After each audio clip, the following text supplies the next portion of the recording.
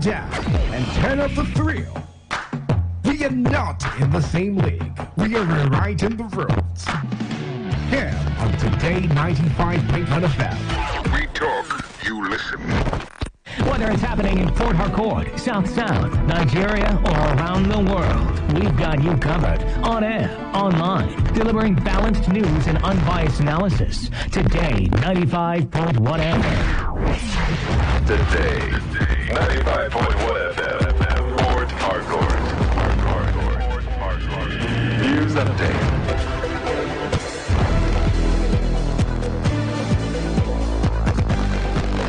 The business news update. Good afternoon. I am Lucky Maxwell. The Netherlands plans to invest another $250 million in Nigeria in the coming month. Prime Minister of the Netherlands, Mark Rutte, disclosed this when President Bola Tinubu visited his official residence yesterday. Rutte said the Dutch investors were confident in Tinubu's administration.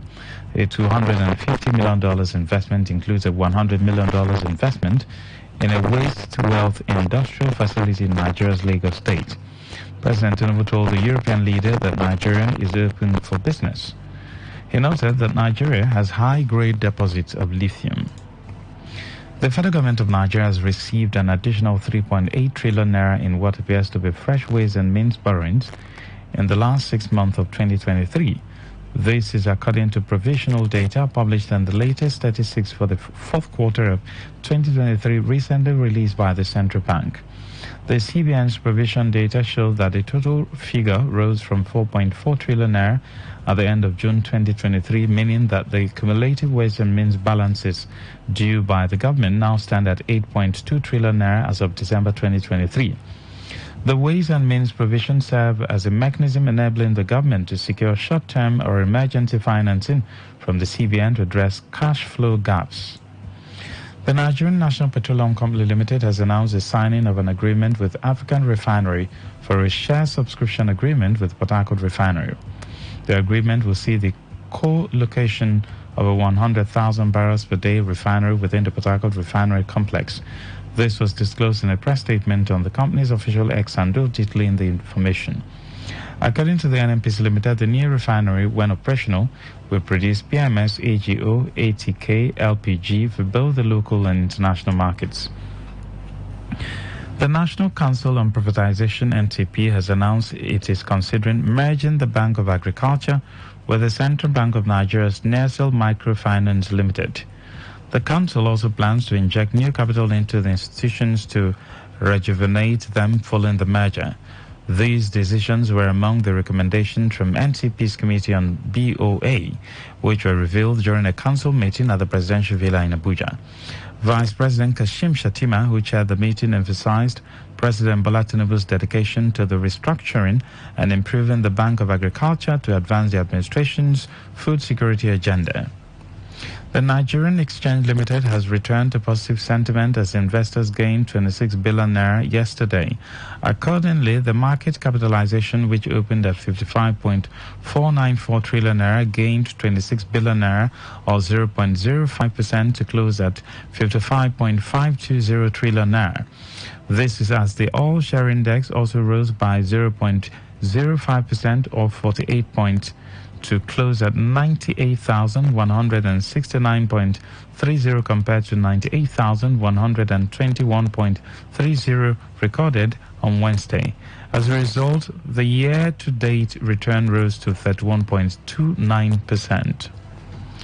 The Naira has slumped 7 times in recent days against the US dollar at the foreign exchange. FMDQ data showed that the Naira recorded a 7th drop against the dollar, quoting 1,309.88 Naira per dollar yesterday from 1,308.52 Naira on Wednesday. This represents a 1.36 Naira loss on a day-to-day basis. In the last 4 days, Naira has recorded depreciation against the dollar in the FX market. On the foreign scene, TikTok's Chinese parent company ByteDance says it has no intention of selling the business after the U.S. passed a law to force it to sell the hugely popular video app or be banned in America. TikTok did not immediately respond to a request for comment from the media. Earlier this week, TikTok said it would challenge in court the unconstitutional law. The statement from ByteStance came in response to an article by the technology industry website, The Information, that said it was exploring the potential sale of TikTok's operation in the U.S. without the algorithm that powers it. And that's the business news. I am Lucky Maxwell. Good afternoon. Today's news, today's entertainment, today's sports, today's issues, today on Today 95.1 FM, Fort Harcourt. Tune in for a journey beyond the ordinary. Fasten your seatbelts. We're not just a station. We are the station. Today, 95.1 FM, the voice of the people.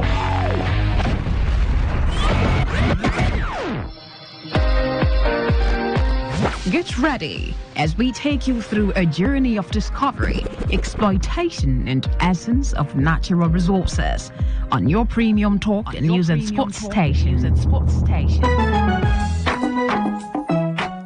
It is Greenland. It's green.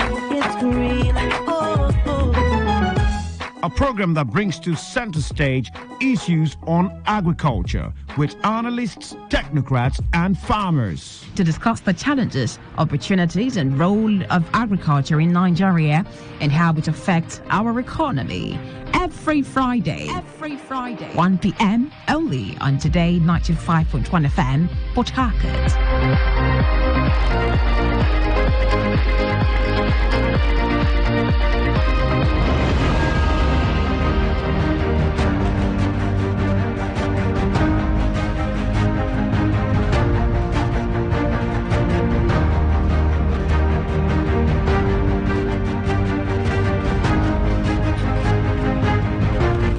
Hello, good afternoon to you and welcome to Greenland.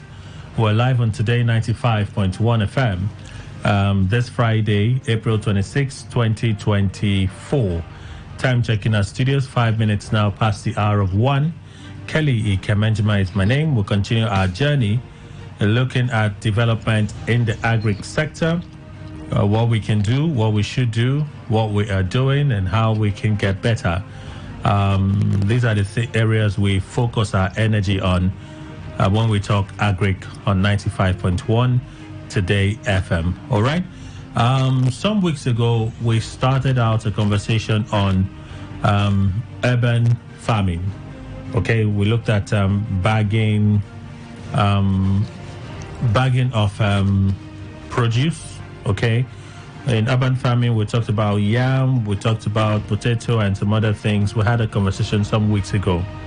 We're going to continue on that. I saw a video recently on YouTube about bagging potatoes.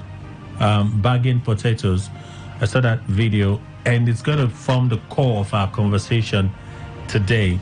The video should be up on our Facebook page, all right? It should be up on our Facebook page.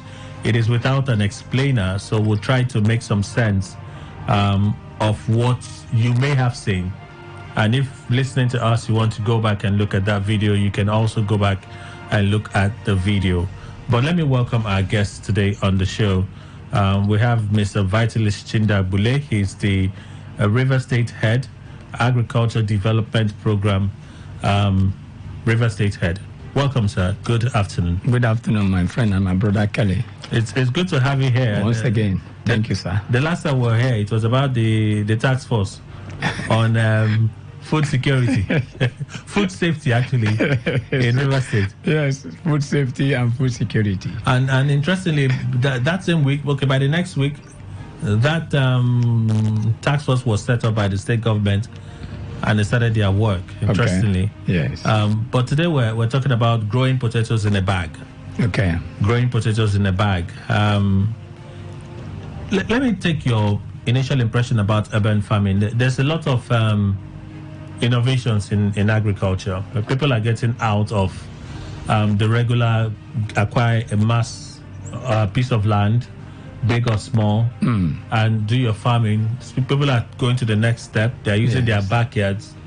Even when their backyards do not have space, they're not looking for ways to get into agriculture. But in this case, which we'll talk about, it doesn't seem like it's a backyard. It seems like it's a little bigger backyard, somewhat, to do this. But they're not actively tilling the soil and getting those tubers in there.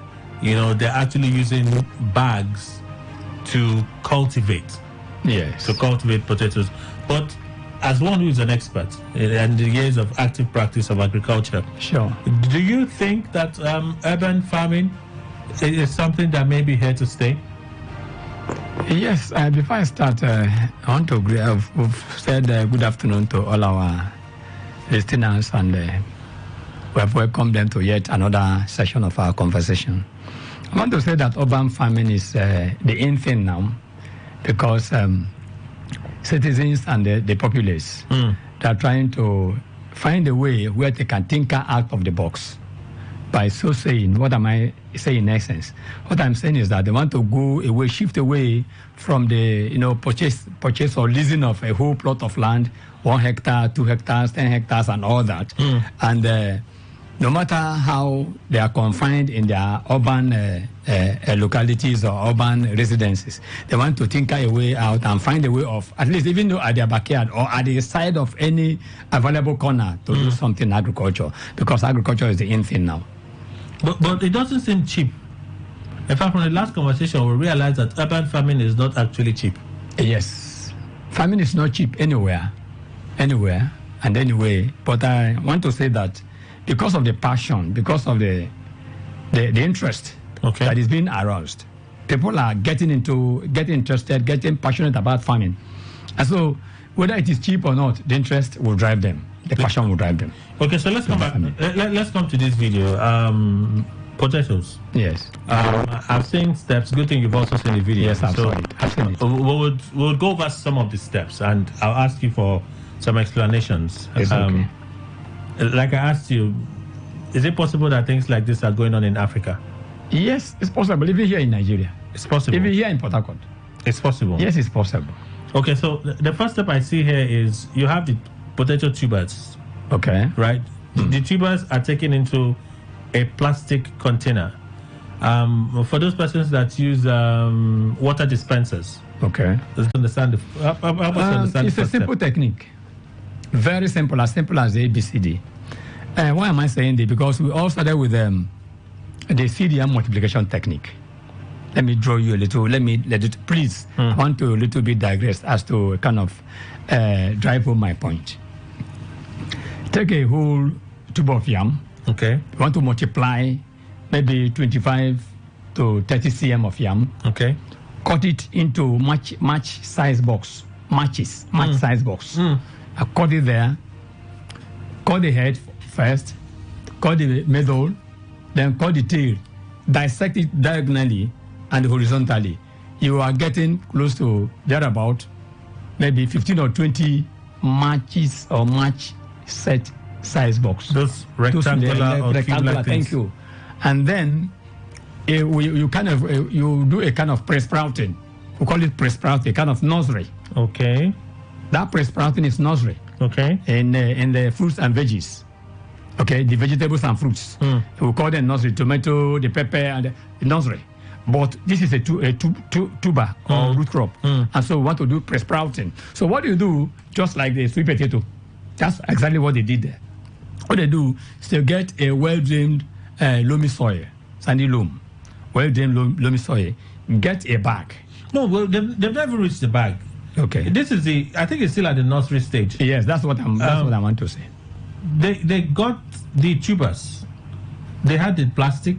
Sure. They used straws, like you have grass, all of those things. They put them together in there. Yes. And then they inserted.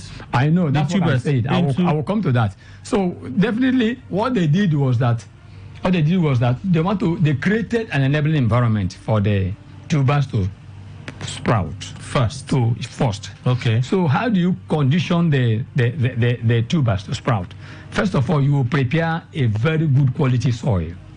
Okay. That is what they have created. Okay. You can use those straws. If you don't want to use straw, you can use manure, organic manure. Put it in such an environment, in such an ecosystem. Insert your tubers. They will sprout. Oh. Yes, you can use any medium.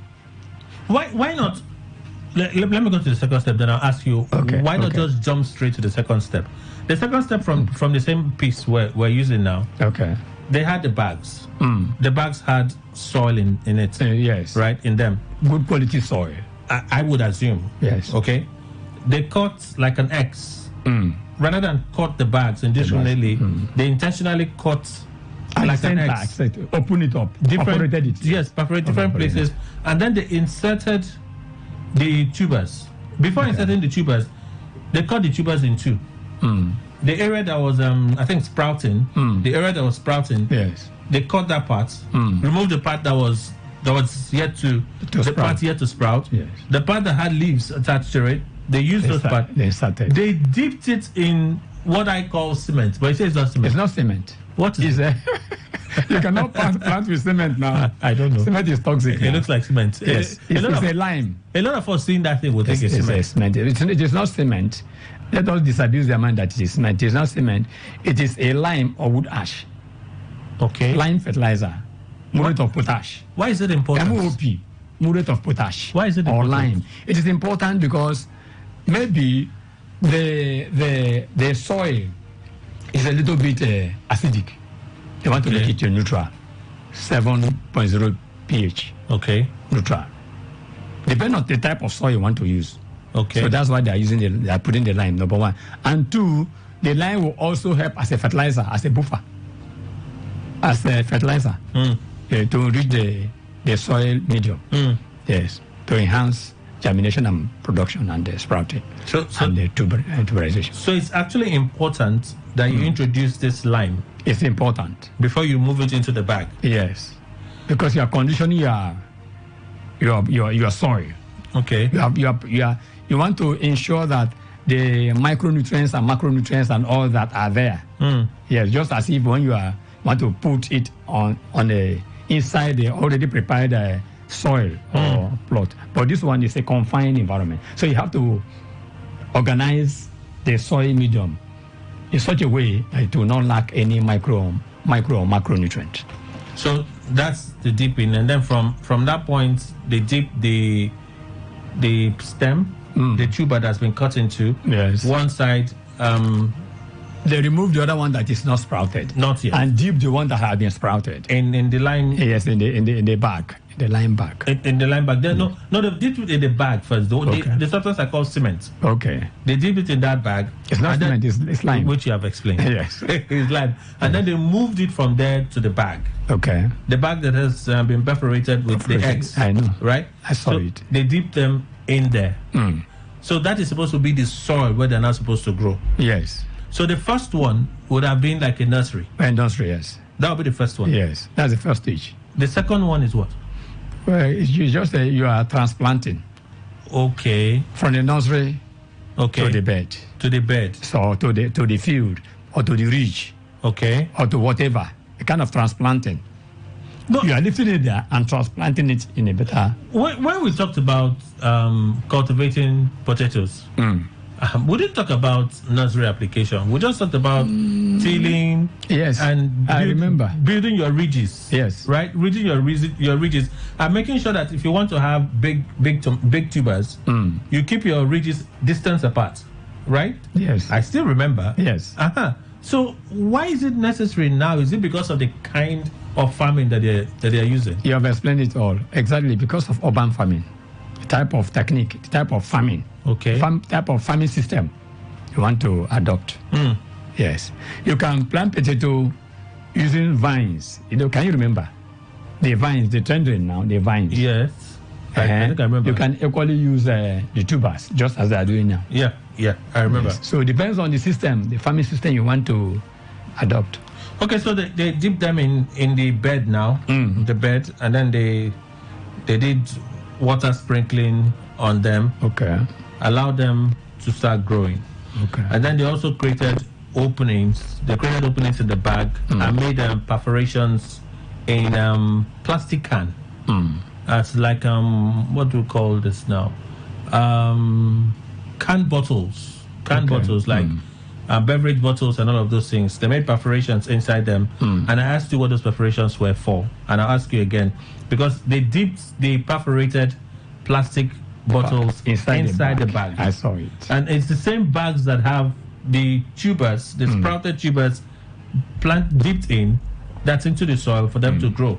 So why were they having the perforated plastic cans inserted into those bags? It's a conditioned farming system. Okay. It's a conditioned farming system. You have to apply all the good agronomic practices as if you are planting in the field, you're cultivating in the field. So what did they do there? What they did was to impute or insert. Let me use more agricultural term. Okay. To scale up the nutrient quality of the soil, of the medium. Okay. If after cultivation, after planting, after 4 weeks, you have weeded. After 4 to 6 weeks, you are supposed to apply the first dose of fertilizer. Okay. Then after 8 weeks, they apply the second dose. So that's what they did. They want to step up, scale up the nutrient, the fertility of the medium of the soil. Because the same video did point out that after 3 weeks was when they added perforated 3 cans. to 4 weeks. Yes. They added the perforated cans and then put the perhaps fertilizer, organic fertilizer into it, and then they sprinkle again. So the water is not supposed to help push those organic fertilizer pulverize into the soil and provide the soil water. Okay. Even in the soil, in the field, you have soil water. Okay. Yes, inside the soil. So this one, they are just doing it as if they are doing in the field. That is, it's a conditioned farming system. Have to put water. All those extra things that you soil air, soil water, all those things will be there. So the next thing we've seen from the video is they created some kind of walls around it. They use sticks to create a wall. Is it because it's a climber? So I look at it because the kind of wall they created using sticks has provided an opportunity for the crop that are germinating. They have sprouted, have germinated, so that I look at them as they are climbers, so that they can creep on top of the sticks. The stick wall. But are potatoes like that? Are potato climbers? It depends on the variety. It depends on the variety. Yes. Depends on the variety. Because the video I saw, that was the essence of that thing they did. They don't want it to be all over the place. Yes, all over the place. It's a conditioned farming. So they have to, it's a farming system. Okay, so I see that they now did some kind of weeding. I call it weeding, correct me if I'm wrong. They looked out for some of the leaves that were not performing very well. They cut them off. They looked around, they cut them off. Some of them started having yellow pigments on them. I noticed it when you were showing me the video. So they treated. Yeah, they treated. It's not weeding. They did a kind of thinning. Okay. THINNING. Okay. Thinning. Isolating those infected leaves that have been attacked by pests. Okay. Yes, by pests or pathogens. Why is that important? It is important so that it doesn't spread all over the place. After isolate and they treat the other remaining ones. Remove the bad ones. Okay. Isolate them, just like in poultry. Okay. If you get any bird that is noticed, you notice that it is sick or it's abnormal, behaving in an abnormal form, okay, you call it. You call it. You remove it from the lot, and keep it at a particular pen, a particular prepared house, so it will not transmit the infection to the whole box. So that's what they are doing there. So simply have to remove those things, discard it, or burn them, then treat the good ones, so that the infection or the disease or the pest will not go around the whole farm and destroy the whole farm. So we noticed that they mix a chemical with garlic. We don't know what that chemical is, but garlic, is it with that curative ability? Yes, garlic has some antimicrobial properties. That is even good for plants. Yes. They first of all mashed the garlic. Yes. Then added something like water. They added water, then added chemical to make it soluble. Then they did it. They started spraying it on. Yes, it to deter or drive away the pests Okay. that already gotten entrance to the farm inside the bag or inside the system.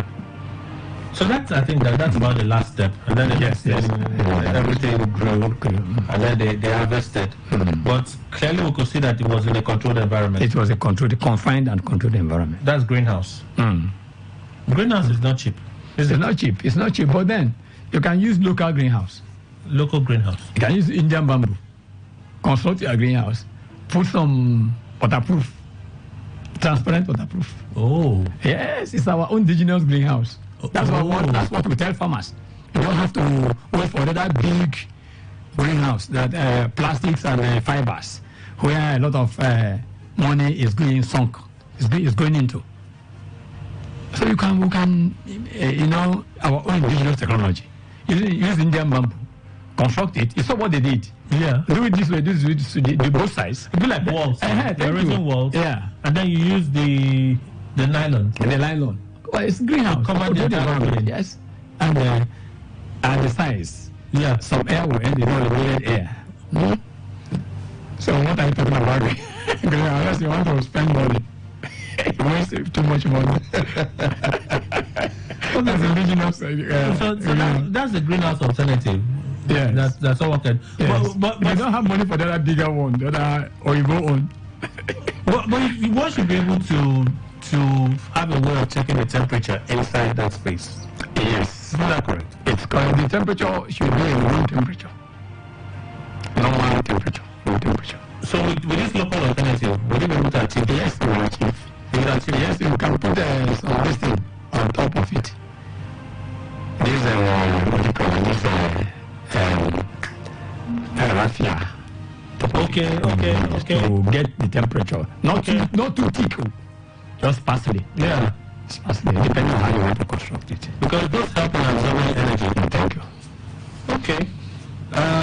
So that is pretty much it for this. And then I noticed that the tubers are small. Yes, when I noticed it, I saw it. The tubers are small. The tubers are small because maybe the nutrient content of the medium was not enough for the plant population to balance. Is it also possible that the enclosure will be too small? Yes. Well, the plants we are dragging for space 1, 2, we are dragging for minerals, micro and macro elements. Okay, yes. So that and finally the space, I said it. They are so compacted. It's solid now. Yeah. So you don't expect very big, much more tubers. And I saw it. I know some of the tubers I see around us. When they bring it, like, this is a big potato. If you take one person, you cut one, that can serve you well. Yes. But this one, you probably will need to cut like 4. Or 4. It depends on the plant population inside the bag. Right. You can reduce the plant population to give you a bigger tuber. To give you a bigger tuber. Yes. But this style of farming is effective. It's effective, yes. It's effective. Quite effective. Are there clear advantages? There are clear advantages. One, it's an urban farming. It's an urban system of farming. You are maximizing the little plot of land you have or little backyard or space. A kind of intensive farming. Okay. It's not extensive. Okay. No matter how small it is, you can do something out of it. That is number one. Number two, distance in going to the field, logistics. Okay. Going to the field and coming and transporting, those things. Okay. 3, security. Especially around around you, you can secure them, and you can always monitor them because it's within your environment. So I look at that, and I think financial-wise, it is left for the farmer to do his plus and minus, cost-benefit analysis. Disadvantages are that, one, the tubers are not much big. But you've already said that could be solved. Attributed to larger number of plant population inside the system. So you could decide to do less tubers. Less tubers. But if you do it, you may not get much more plant population as they had gotten. But the tubers, I believe, will be bigger. Yes. And the greenhouse also no doubt you will spend some money To set it up. Yeah, to set it up. Even in the local greenhouse, you have to buy Indian bamboo, you have to do this, you have to do that, consult a labor, or if you can't do it. And then Yes, you would also need to dig to a certain depth so the wind doesn't push it down. Yes, that's the construction now. Yeah. That will do it well, so that the wind doesn't push it down. Of course, the advantages are much more higher than the disadvantages. Yes. Even in this area. Yes. People do back farming. Okay. They've been doing it for many years. Yam. Even in yam. So the same thing could happen with them. Yam, yes. The tubers may not be big. I told you, it depends on how many your back space. Okay. And how many plant population you want to cultivate within the given back space. So anybody can do this one? Anybody can do it. It's a simple technology, farming system. So there's a second issue I want us to talk about, which is there was a report this week of stakeholders frowning at the government about genetic modified agric produce. Okay. In fact, some farmers complained that the federal government was releasing seedlings, inputs, genetically modified inputs, yes. To them for farming. One of them is telomerase. Okay. Telomerase. And when I read through it, I'm like, okay, genetically modified, is there a scare there? What do you think their concerns may be? I think genetically modified telomerase seeds or seedlings, well, for me, it depends on lack of understanding or how they look at it. Because genetically modified seeds or seedlings are biofortified. They are biofortified with essential micro and macronutrients.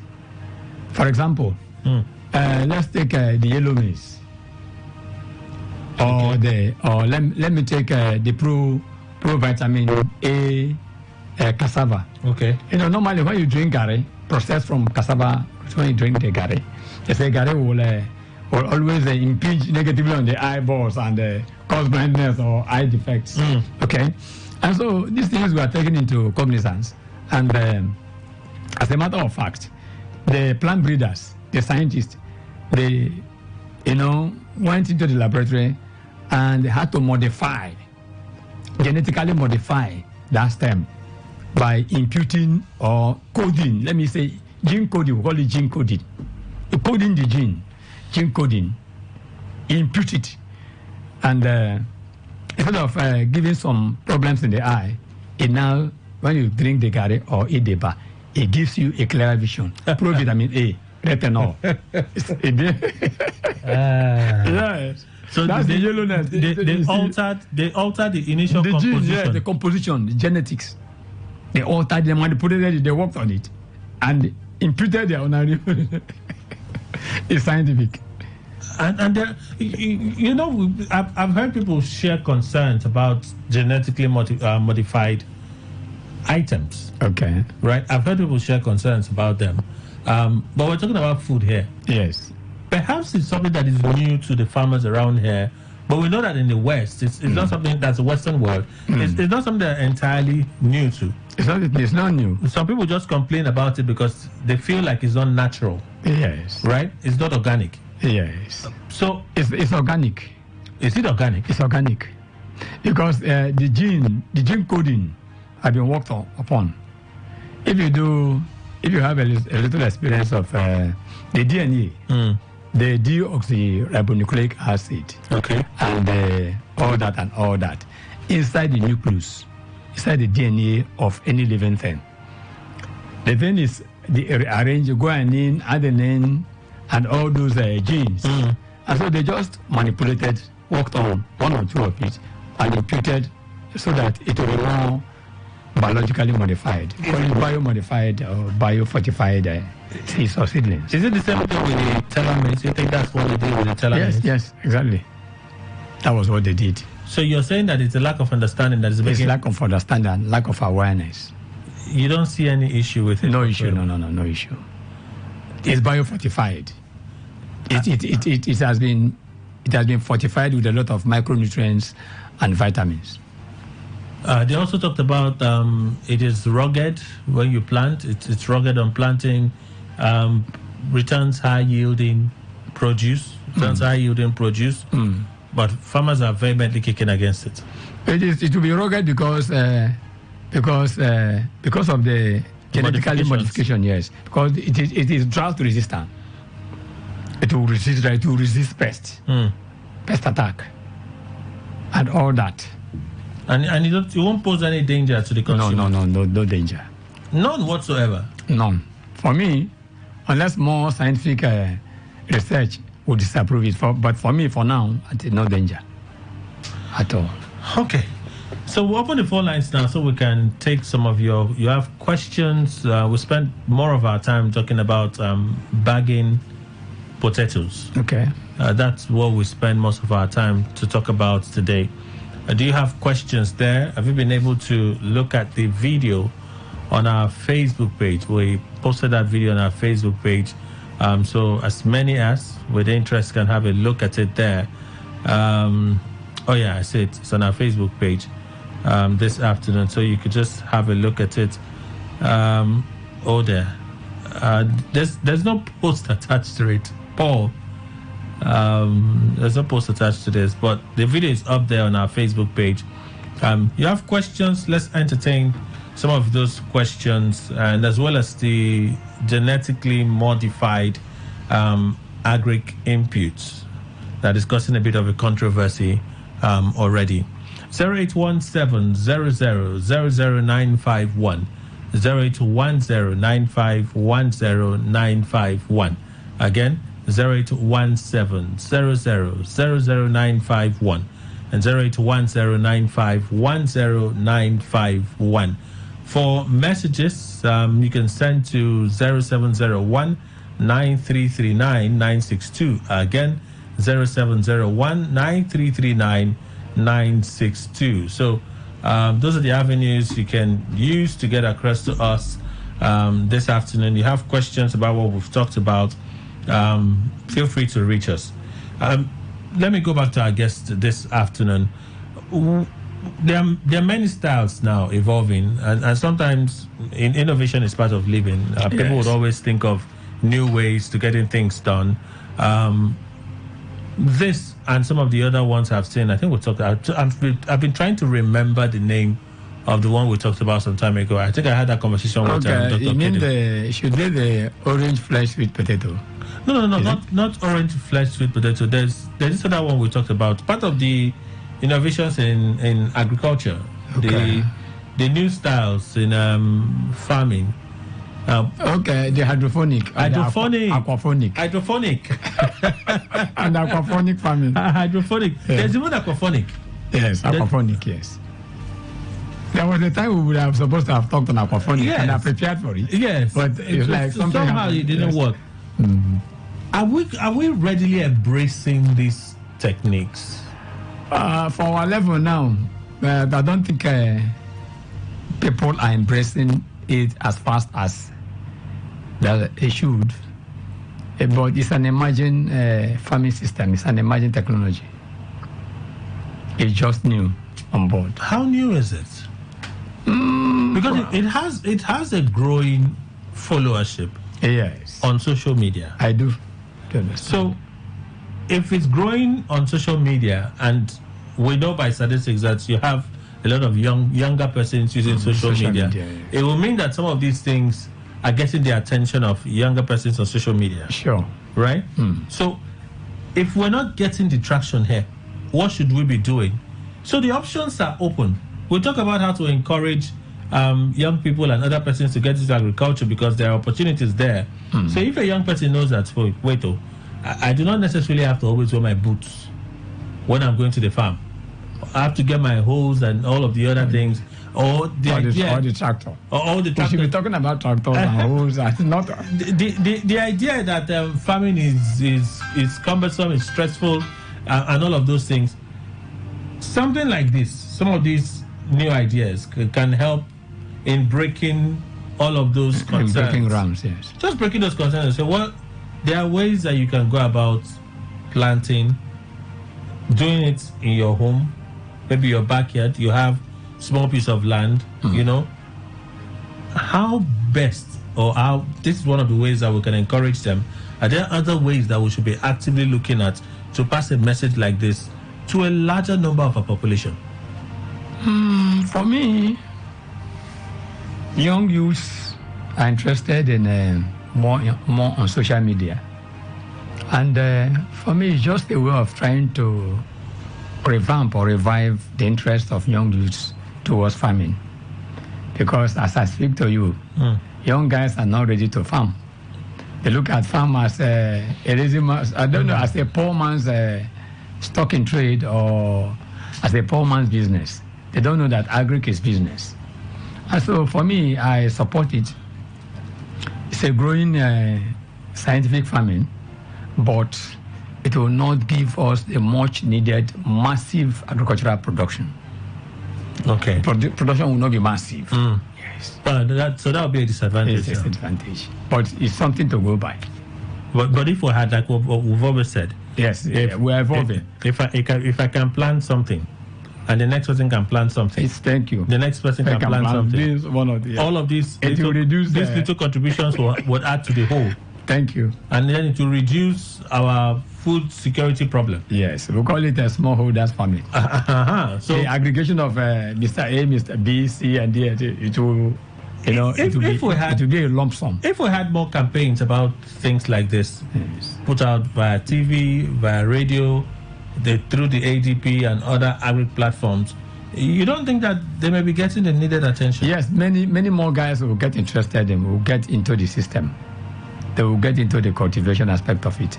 But all these things needed money: finance, logistics. Finance. You cannot do agriculture without money. The seeds or the seedlings have to purchase them.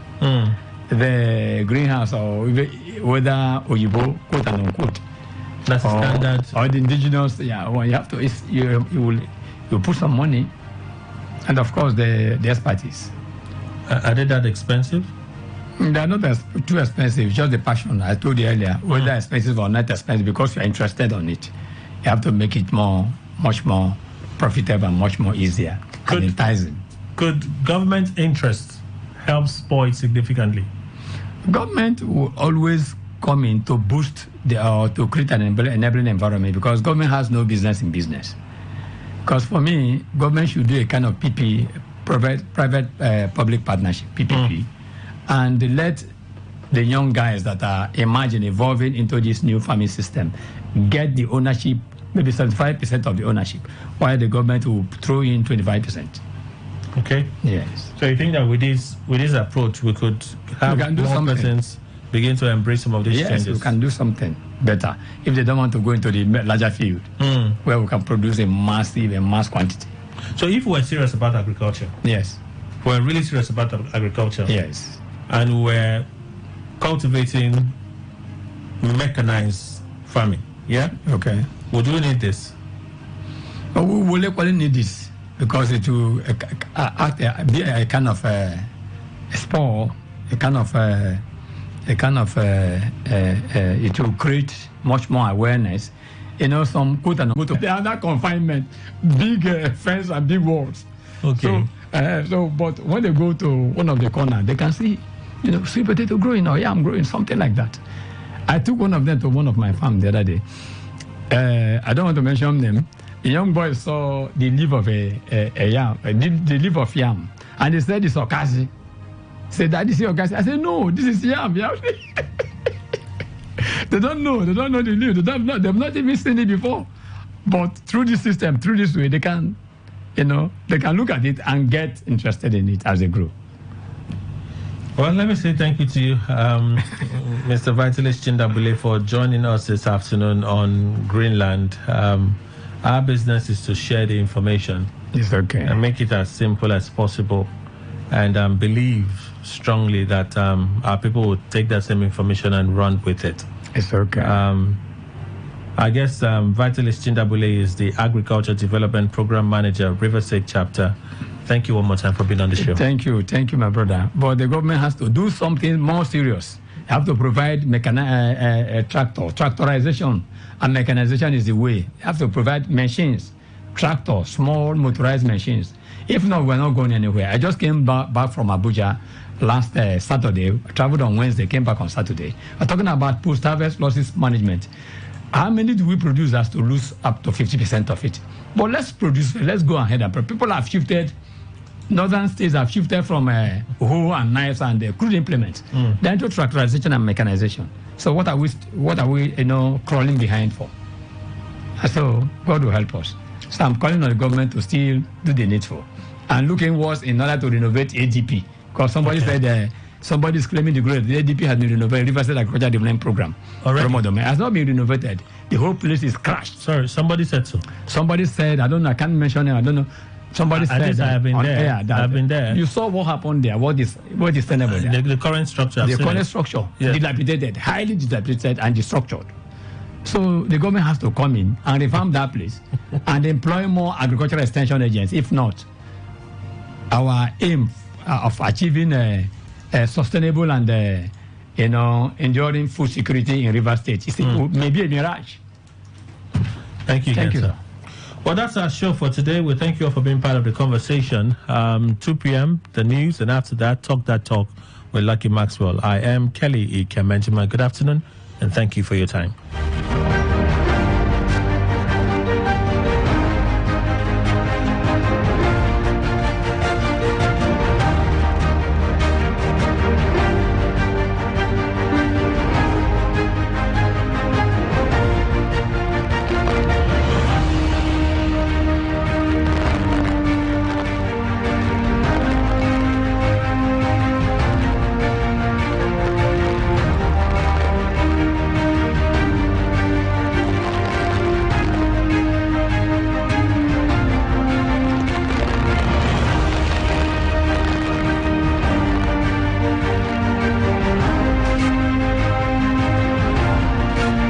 Okay, all right. All you need to know about this one is that 95.1 FM. Such a unique dial.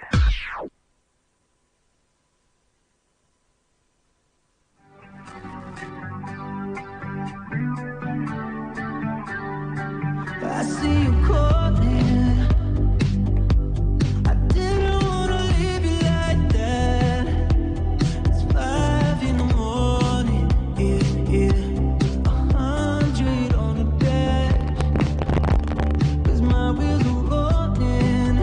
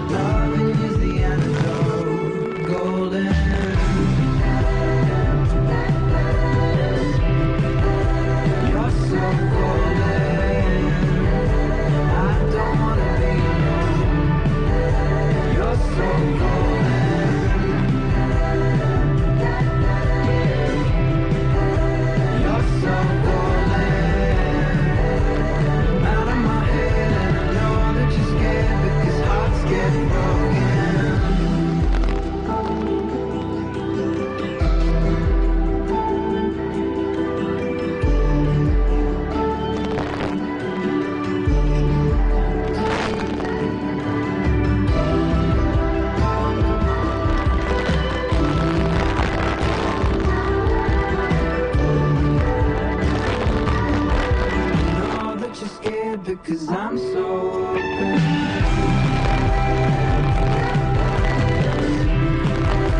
You're so golden. I don't wanna be alone. You're so golden. You're so golden. You're so golden. I'm out of my head and I know I'm too scared because hearts get broken.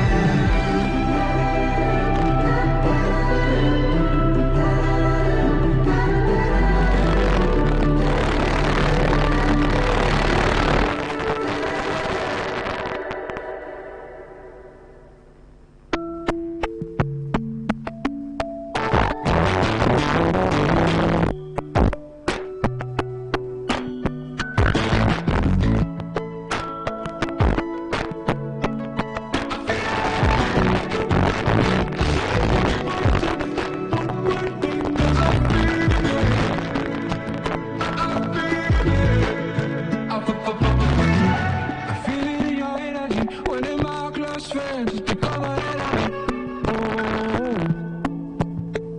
Oh, I feel the heavy all around. If you feel the hurt, then maybe you should let them.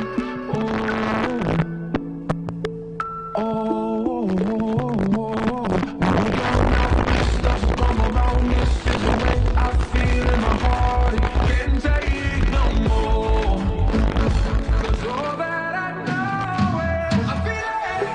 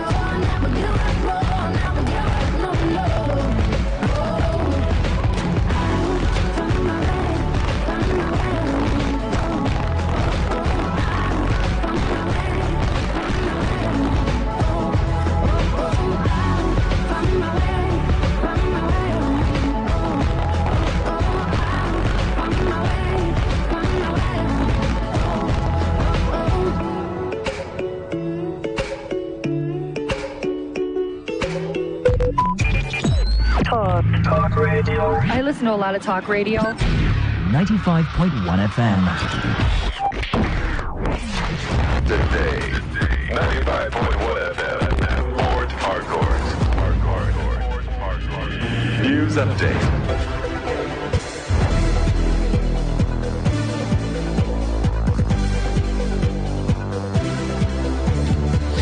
Thank you for joining us. The news update at 2 on Today 95.1 FM. I am Lucky Maxwell.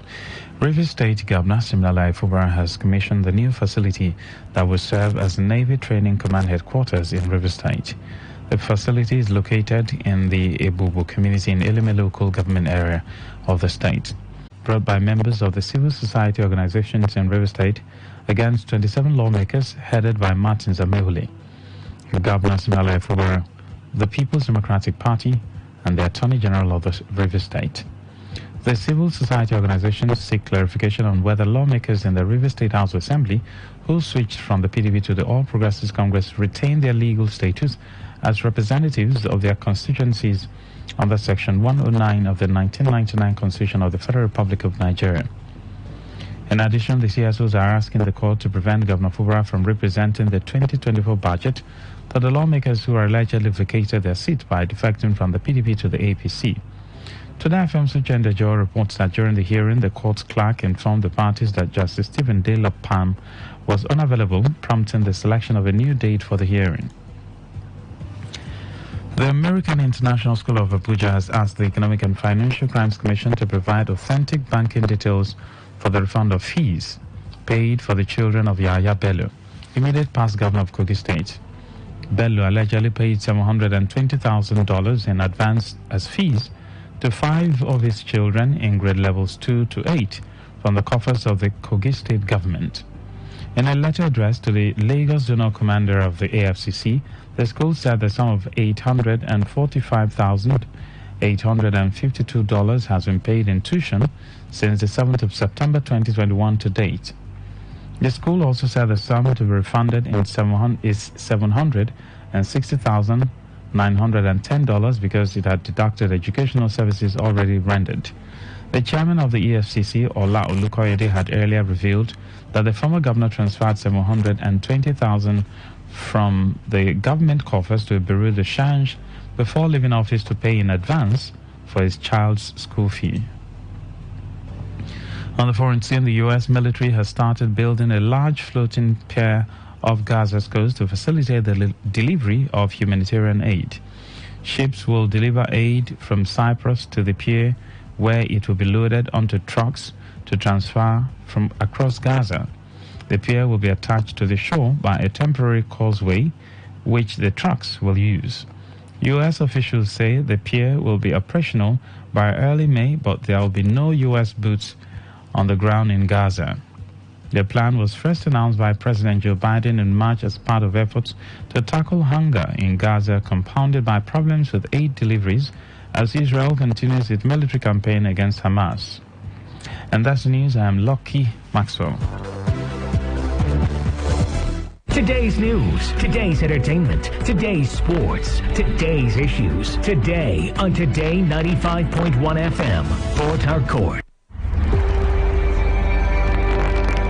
Maybe home is somebody's smile when they look at you for the first time. Maybe home is being a home to something you love and adore with all your heart. And that is what life, friendship, and love are all about. Maybe home is listening to all of your favorite shows on Today 95.1 FM. We create memories. We inspire comfort. We are the voice of the people, and we are home away from home.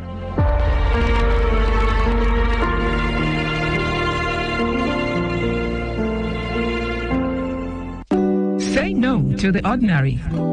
Embrace the extraordinary, because we are the voice of the people. Voice of the people. Today, 95.1 FM. Today, 95.1 FM.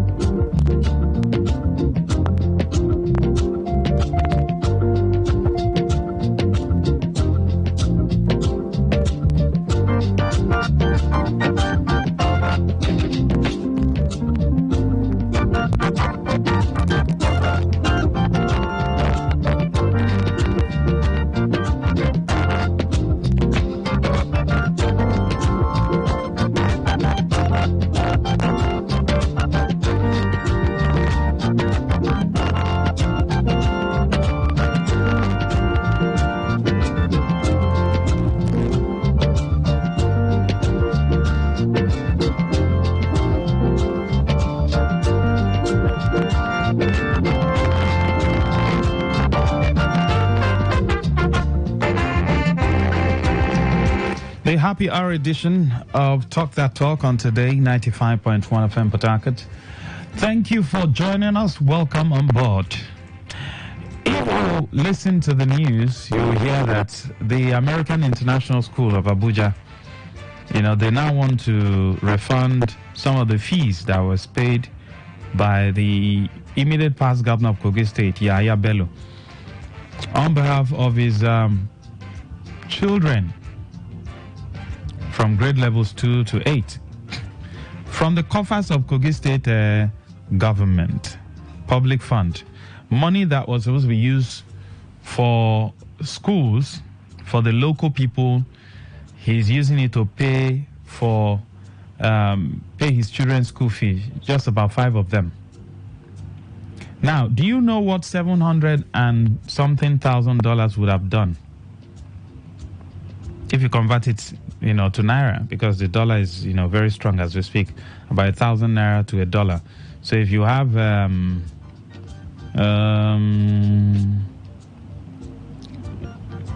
$10, that's giving you what?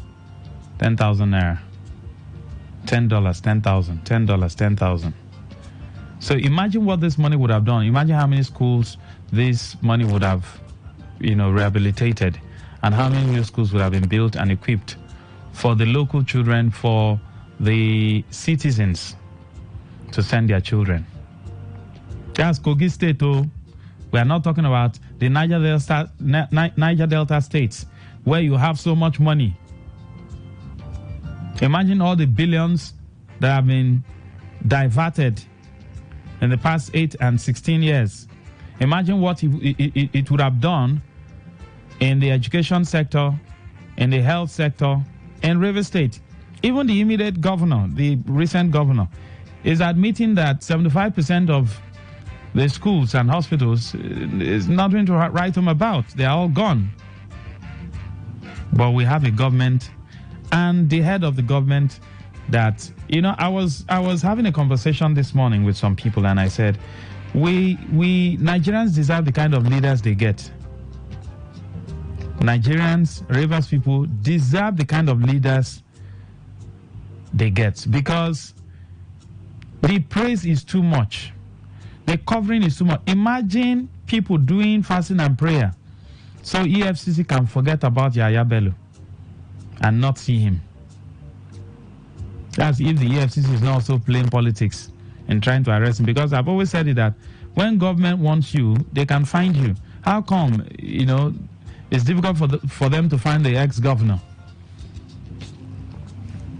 There are also other people who have left government house who are currently serving in the APC government at the federal level.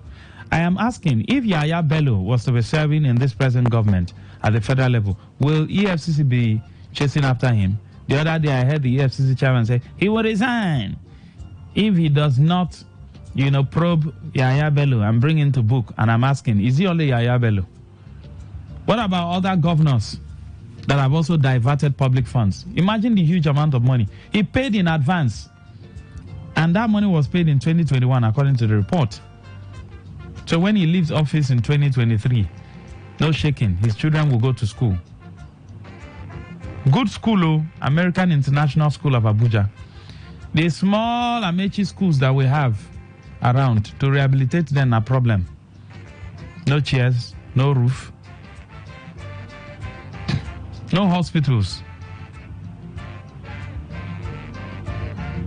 So you see how these guys divert our money. And Nigerians praise them so much. I heard some people were also protesting that they should leave Yahaya Bello alone. That's why Nigeria will never grow. That's why River State will never grow. In as much as we fail to call these guys out, who have squandered our public wealth, in as much as we keep on, padding them because he's an HA man.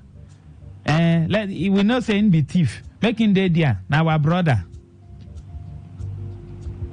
If our generation fail to hold them accountable, what do they call them now? The Gen Alphas. They will ask us questions. Don't worry. Some of us today, we are busy calling these guys capacity chairman, capacity this and that. Your children will ask you good questions tomorrow. Because history don't lie. They will hear how much, and you know the Gen Alphas, they are very smart. This is the internet age. They will dig and they'll say, Daddy, come on. I'm talking about children in primary schools. They are very smart. They will ask you, they say, Daddy, wait. So are you telling me that in my state, for 1 year, this is what you guys get in government house as allocation? So why is it that we have scattered roads everywhere? Why is it that River State is not? They will ask you questions. That's what's going to happen.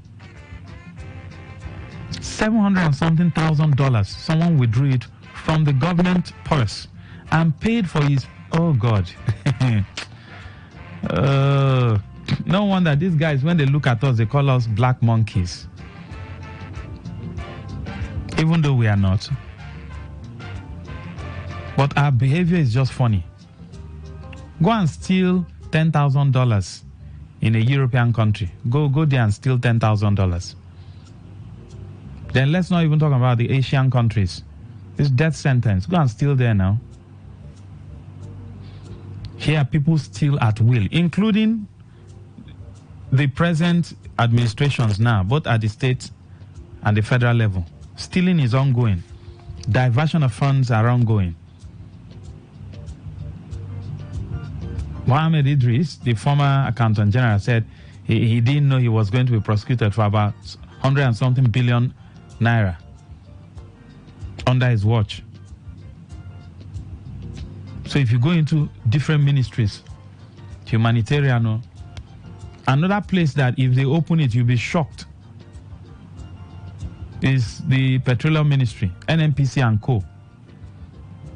If not that Mefele is being tried now, we won't know that they use billions to print millions, that they open bank accounts all over the world, that they did this allegedly and did that allegedly. Public fund.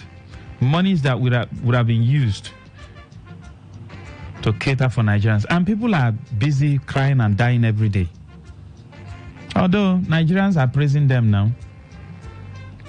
Yeah, he's our brother. Leave him, oh. He's our brother. Is he the only one who is stealing? And the people who are saying this sort of things are deep neck. How would I put it now? This set of people within the local area are neck deep in poverty. Some of them can hardly eat twice a day. Some of them are neck deep in poverty. Go to our rural areas. How many Rivers families today can boast of 2 square meals? Let's say breakfast and dinner. I'm not talking about manage, when a situation where you're trying to manage, you give your children 3 pieces of yam with oil, palm oil. That's not the kind of breakfast or dinner I'm talking about. I'm talking about full option. How many families can afford it? Does that mean that the state does not have money? Where is the wealth generation initiative of the government so that people can get jobs?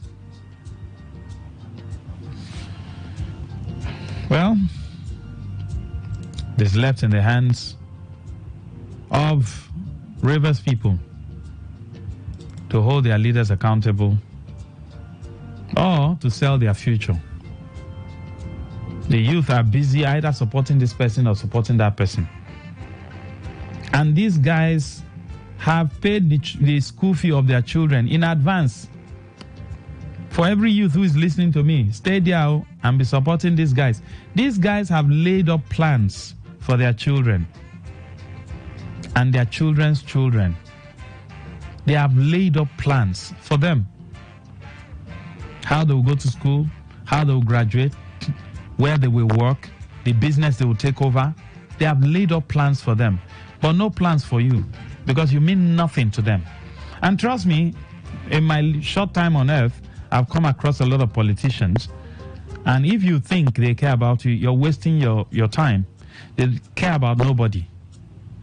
If you think the average politician, Nigerian politician, cares about you, you're wasting your time. You're wasting your time. If you think they care about you, you're wasting your time. How many times have you ever been able to visit them in their offices? And when you come there, they welcome you well and then give you audience. They don't have your time. It is only when they come for one Thanksgiving or one rally or the other, you appear. You stay under the sun. They stay under the canopy. They address you. When they are done, they hop into their AC bulletproof cars and they zoom off. And you trek from that point to your house. You don't even have job. If you have job, you will not come out under the sun to hail someone. So I think, like I was telling someone, the worst form of slavery is mental slavery. It is obvious that some Nigerians or some Rivers youth are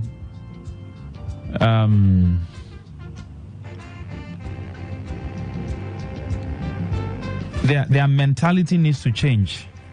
They are under what you can call mental slavery. Because why would you believe that somebody who has been entrusted with your commonwealth should be enjoying and you should be suffering? Why would you believe? How do you even entertain that kind of conversation? Why do you believe that the person should be enjoying your money and then you should be suffering and supporting the person, in quote, politically speaking? Because when money comes in, what they do is they give you crumbs such as 5,000, 10,000. They know it won't carry you from, the place of convergence to your house. You finish it. So they just give share amongst all of you. And then the real deal, they share it amongst themselves. They have investments here and there. There's a particular one who disguises as a businessman. I said it and I'll keep on saying it. Most businessmen you see, you know them in Nigeria, capitalize on the rotten system to be very rich and wealthy. Some of the bank CEOs, you know them. They capitalize on the rotten system we have. It's not really hard work that took them there. It's more of political work, because they are not the only ones who know how to do business. Go and check the billionaires of the UK, the US, in the Asian countries. They are all, they're in their 60s, in their 70s. Check, you see their history, how they worked from this stage to that stage, from this stage to that stage. This one just opened bank yesterday. He's now a billionaire. You people don't ask questions. You start saying congratulations, capacity man. You hail. Now, one of them, I won't call his name. He has opened insurance company. He's one of the bank CEOs. They even sent me an update if I want to do what they call education insurance with them. That's what they do. So they will push these monies into different areas, and then the cycle continues. So the poor becomes poorer. But for me, I've disagreed though. No, me, I'm not going down that lane to be poor. No way. The wealth in Nigeria is enough. The wealth in this state is enough to get to everybody, to the extent that people will live comfortably well. The wealth in River State, some of you don't know. Some of us have some small information there and there. The wealth in this state, let me leave that. Let's go to the main topic of discourse. I just had to water the ground with that. But you need to know that your state is so wealthy. So if you're living in poverty, then you should know where, your problem is coming from. I don't believe when they say, Nigerian youth are lazy. I don't believe that. It's a very big lie. Because I'm not sure if there's anybody, being given a good job now that will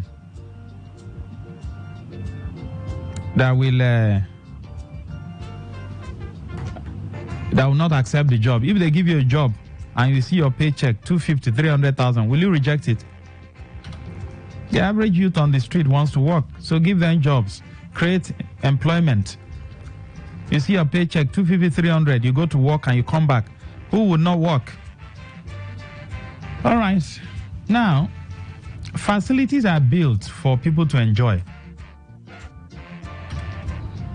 And these facilities must be maintained from time to time. I'll give you an instance. Street lights, solar street lights are being installed in some areas now as we speak. The question is, what standard of street lights are being installed? Is it the one that will last? Some of you, you buy shoes, right? There are some shoes you buy. You can only wear it for a year and that shoe is gone. There are some shoes you buy, even if you wear it every day, that shoe can carry you for 5 years, for 6 years, for 7 years. So you have grades. There are some shoes you also buy. It can carry for 20 years. You probably decide to discard it or dash it out, give it to someone else after wearing it for like 2-3 years. So that's how it is too for public facilities. For instance, there are, sophisticated street lights that will last, that will give you good illumination. Is it the type that is being installed on our streets, on our roads? That's one question. There was a time we also heard that there's what you call free Wi-Fi. I don't know if you are aware. Is that free Wi-Fi still in operation? For those who enjoyed it then, how long did that Wi-Fi, free Wi-Fi, last? Were there some form of sustainability plan to ensure that the Wi-Fi, free Wi-Fi moves from a particular area to other areas? Then we're able to cover Port Harcourt, we're able to cover Obiakpo, and then some other cities like Bori and all that. Or was it just a political statement?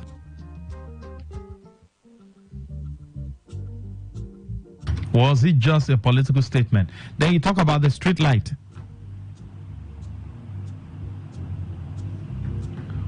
What about the street light? The street light in your area, is it still working? How sophisticated is that street light? Because if you go to the market, for those who sell or who are conversant with solar equipment, there are some, solar lights that are cheap, the one for the middle class, and the very sophisticated ones. There are some of you, you buy it and you install it in your different houses, and it has served you for like 2 years, 3 years, 4 years. But we discover that most times when government wants to install public facility, they buy the most inferior. And I've always asked, why is it so? Why can't the people's money be used judiciously for them? Why can't we have the most sophisticated solar lights?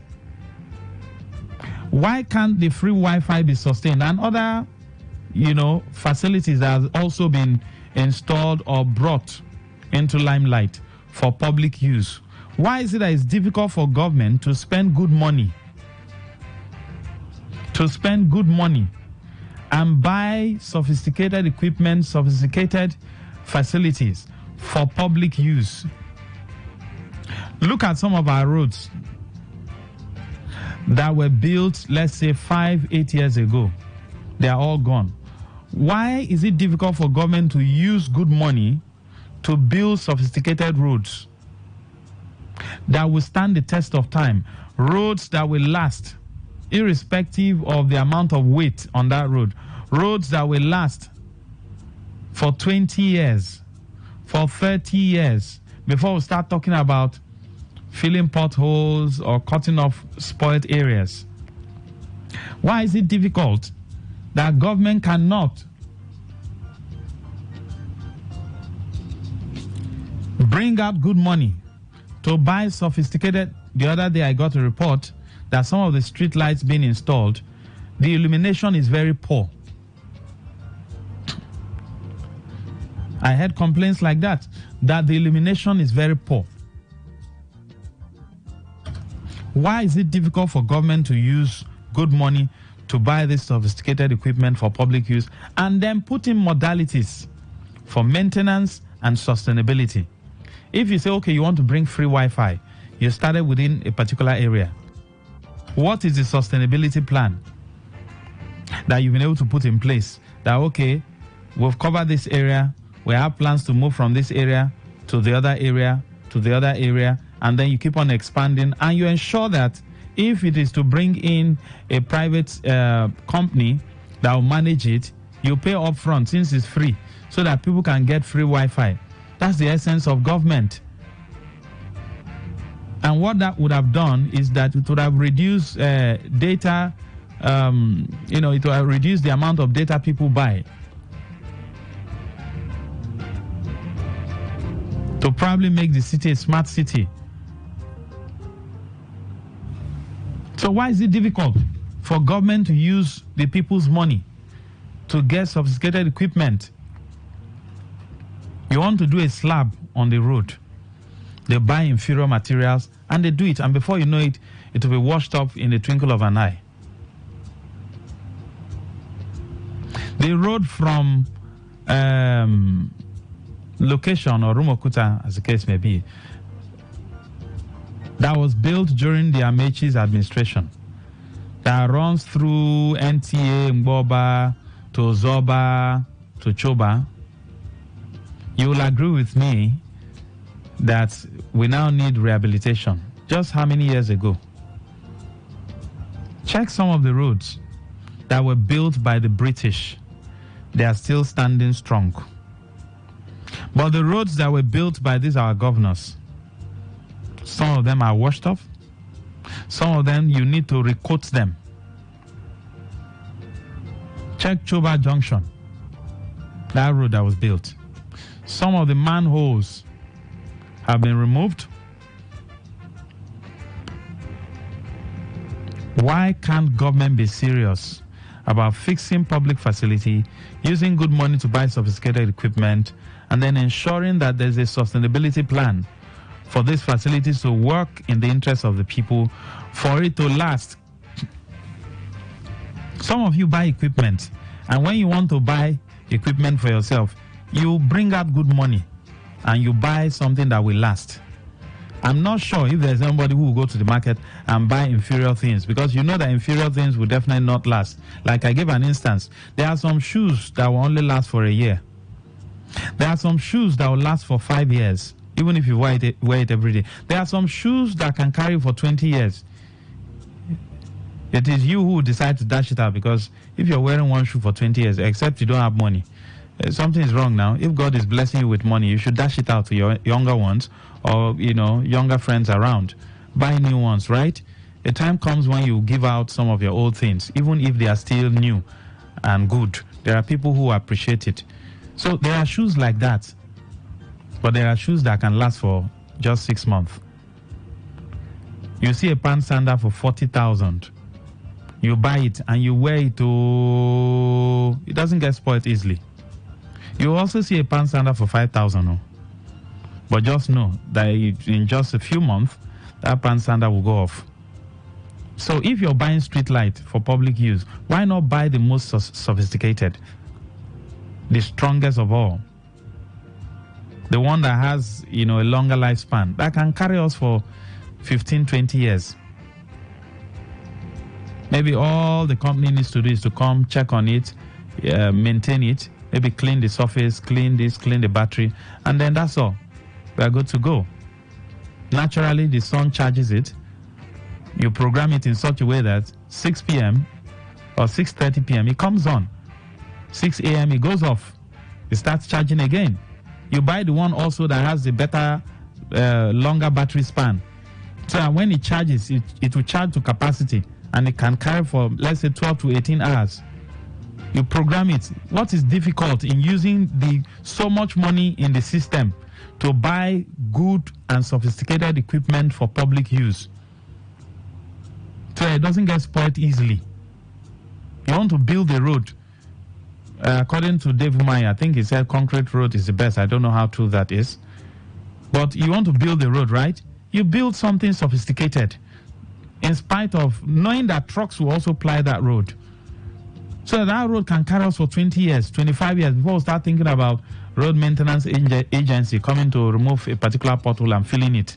Not that you build a road in 5 to 6 years, the road is off. Why can't government be using good money to fix facilities that will last, that will, and then put in sustainability plans for these things to be maintained from time to time? There's a particular lifespan for every product, and you will see there, so year warranty, 2 years warranty, 5 years warranty. There are also street lights. I know why I'm using the street light as an example, because we need to light up the city. I'll open the phone line so we'll talk about this. Maybe the government is also listening. Maybe the governor is also listening. Use the people's money. Buy strong equipment. Anything that has to do with public facility. For instance, your WC at home. There are some that will only carry for 2-3 years. All the handles would have been broken and all that. Some can carry for 5 years. It depends on the type you are buying. And now your money, like someone says, good food, good soup, now money kill them. Right? There are some fridges you want to buy, ACs you want to buy. It will not last. They are inferior. But if you have good money, you buy good ones. And those good ones will cost good money. And government have a lot of money.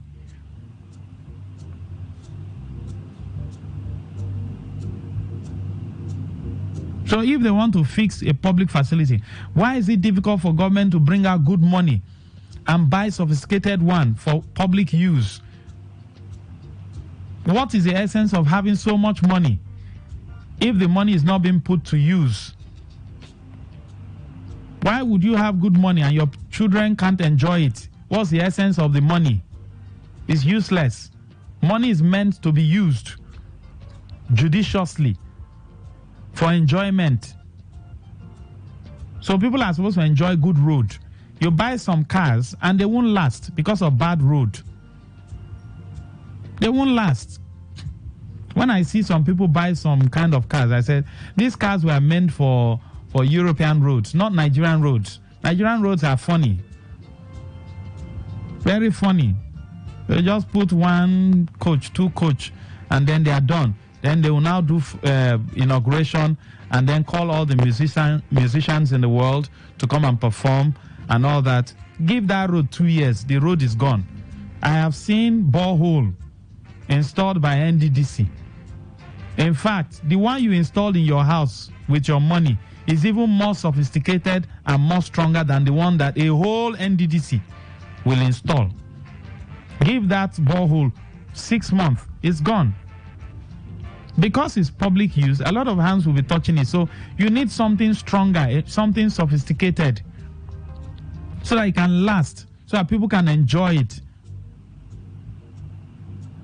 And then in some places, they will now buy one small generator. And I ask, who will be fueling that generator? Or who will be buying diesel for that generator? Why can't you use sophisticated solar to power the borehole or water that you're giving the community? So someone just go there, puts on the, what do you call it? The switch. They put on the switch and then it pumps. Since there's sun, the sun will, of course, charge the batteries, so there will be energy to power the borehole for public use. And then you see some of them, they'll go and buy small tanks. You are putting a borehole for a whole community and you're buying small tanks. Feel free to join the conversation. 0817 0000 951. 0810 9510 951. Join the conversation. Let's talk. Good afternoon. Yes, good afternoon. Yeah, Reginald. Go ahead, sir. I think the issue we are discussing is a very important one, that is affecting us completely in our society. We are talking about the issue of using a sophisticated material build public infrastructure. But Maxwell, since 1999, let me use 1999 when Odele, former governor Odele was the governor. Can you remember any of the public facilities that that administration built that is still in existence today? Hello, Mr. Maxwell? Very difficult to point. Very difficult. Yes. It's very difficult to find because these people are not building it for us. They are building it for their own personal interest. Not let me ask you now, in a situation where you appropriated the sum of 1 billion naira for maybe 2 or 3 kilometers of roads, then that 1 billion naira, and you, who is giving it out, has planned to make half of that money from that money, and you also have about 10 persons that you intend to compensate through that job construction, through that construction of that 2 or 3 kilometers of road. At the end of the day, what remains to the contractor who will go to the field and then deliver that road project? You think that at the end of that construction, that road project will last 2 or 3 years? The answer is no.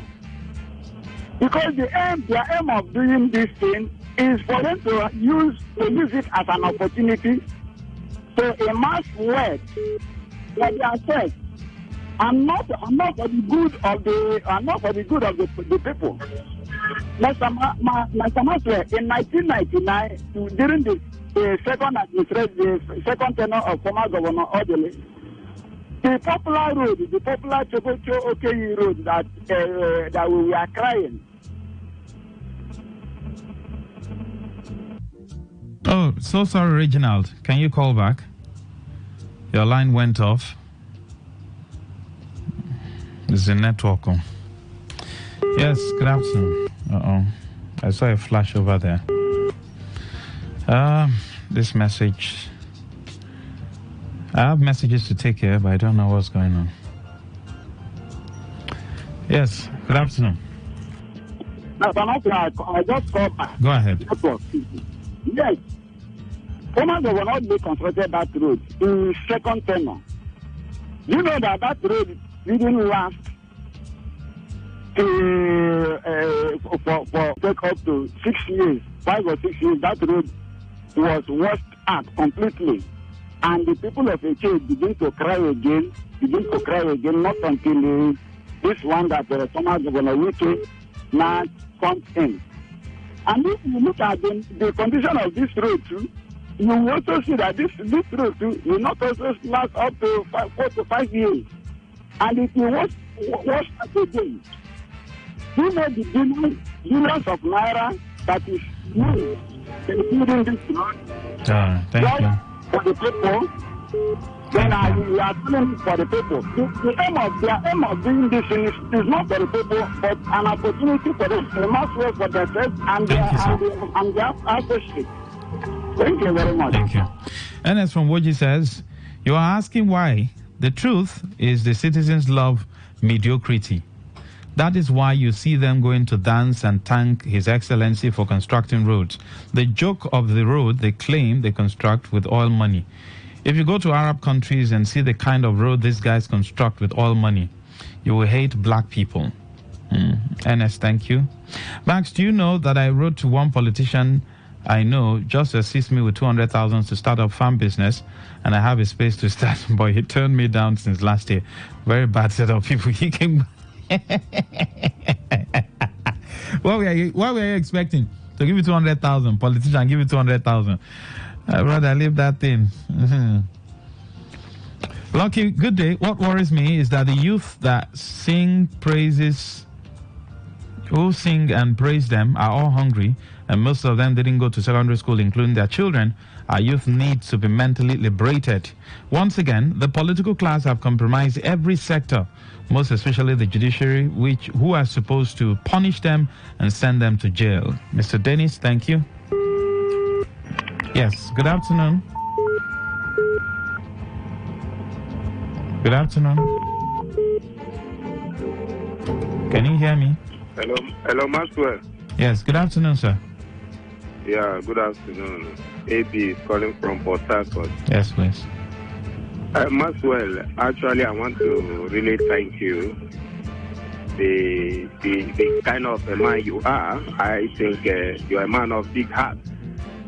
And we equally have them in place. That's why most of us, no matter what it takes, we are ready to go in for him because he's a man that represents the interests of the people. He's a man that has seen it all. And he started earlier by speaking to those who want to hear. Speaking to those who know the importance of good living and good governance. We have leaders, but you look at it, Nigeria don't have leaders. And that's when he sees the way our leaders do things, he grow angry. Who am I talking to? The man who represents ideology. The man who represents the future of those who want to know what is good. Now they can. That one is on a lighter note. Let's go to what they're actually saying. Maxwell, have you asked if the commissioners of River State or even the governor himself, if he has been to office since this week? Because I believe what you actually say, looking at the key things that needed to be done in River State, not even in Nigeria, but governors or those in office will fail to do it. Look at our roads. Yes, we agree. The former governor did well. He did a very marvelous way in building bridges and doing some good roads. Good and fine.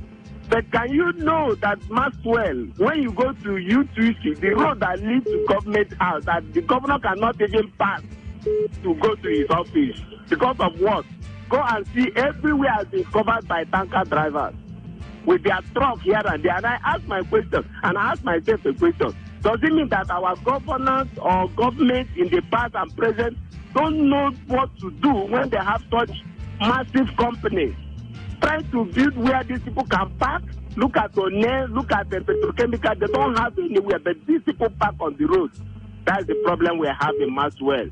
Please, the governance is about ideology and steering the future to know what the future will hold. But due to their mind is on how to embezzle, they will go and cover roads, take their own money, take their own share, and get the money. Maxwell, we are suffering the hands of this leader. What can we do? What we need to do? You need to raise the bar. You need to. What can we do? Thank you. Let me say this. You know, one thing is this. Like someone said, the people love mediocrity. Do you understand? There are Android phones you can buy for 30,000. There are also Android phones you can buy for 100,000. There are Android phones of 1.7 million, 2 million, 2 point something million. Now, that's why I said everything has inferior and has original. That's the truth. Every facility has inferior. Do you know there are some cars you buy? You drive it from where you bought it to Kumbokazu. The moment you park it in your house, that's where it will stay. The next morning when you want to go out, tell you that house, primary school or hospital has lasted for the past 100 years. You won't believe it. You will say, but it's true. There are facilities that are up to 100 years. Yes. Good afternoon. Yeah, Mark, good afternoon. Go ahead, sir. Yes, Marcel, we should understand that these people, we are not in the same class. We are not of the same class. We are not in the same category. There is a disparity between we and the politicians. So we shouldn't be expected to enjoy what they are enjoying. You get it? Now, that is our own mentality. Naturally and ordinarily, it should have been 50-50. Whatever they enjoy, like over there in abroad, the public facilities, except what you have in your own house. However you want to beautify your house, that is your own. But so long as it is a public facility, whatever or however a minister, a prime minister, whosoever enjoys it, that is also how you, the commoner, will enjoy it. They don't have a different school a different university for themselves, which is well furnished, and a different school that is not furnished for the downtrodden. So here, that is what we see. So I have said this times without number. When we are divided, some people are playing drums for them. Some people are clapping hands for them. Before the end of this program now, you may see somebody that will call and tell you, what do you expect them to do? Should they not enjoy the positions they occupy? And why are they there in such positions? Who put them there? And with which money? But Ugo, don't you think the people also have this low mindset that, any small request something, let me use that local parlance they give us, we'll go manage and like that? That is what I am saying now. When somebody will go and dry himself in the sun because of a politician, and in the end, he is giving 1,000 naira to enter motor and go back home. I've gone for an inauguration before, and when I got into the hall, I looked at the chairs and I said, these chairs are not, good chairs. And this person said, are you not appreciative? I told the person, shut up. The money they used in buying these chairs belongs to me, so they should have bought better chairs. Better chairs, thank you. Matt, let me tell you something. At my place of work, there is one that usually wear Matt, I am telling you, if you say anything against one of the politicians, and this guy I am talking about never saw 1 naira from this politician. So he will wear the vest, he will wear the cap. Then when he sees me, he will say, brother, now I left him. Thank you, Ugo. My wife, nothing. My children, nothing. Thank you. Why not go and tell this man whom you are wearing his shirt? Go and tell him that you don't have anything to eat. Max, thank you, my brother. Thank you. Thank you.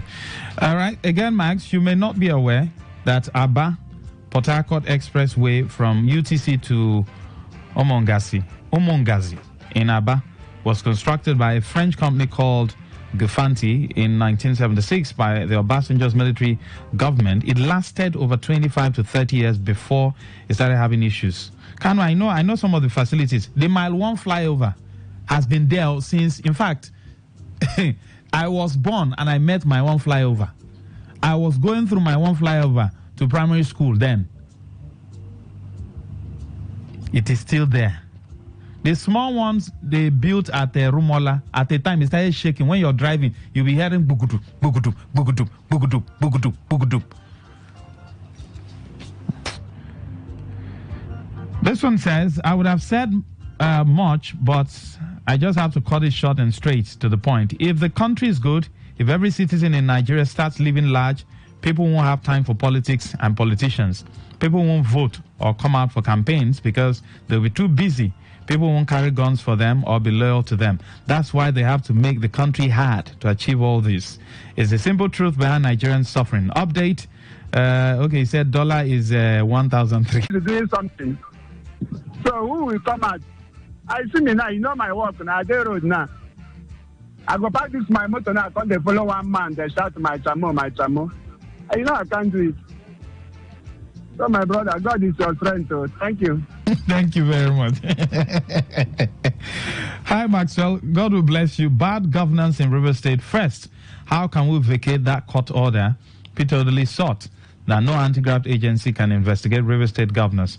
Okay, until we vacate that satanic injunction in this state, we can never enjoy dividends of democracy in this state. Maxwell, please, can individual vacate that order?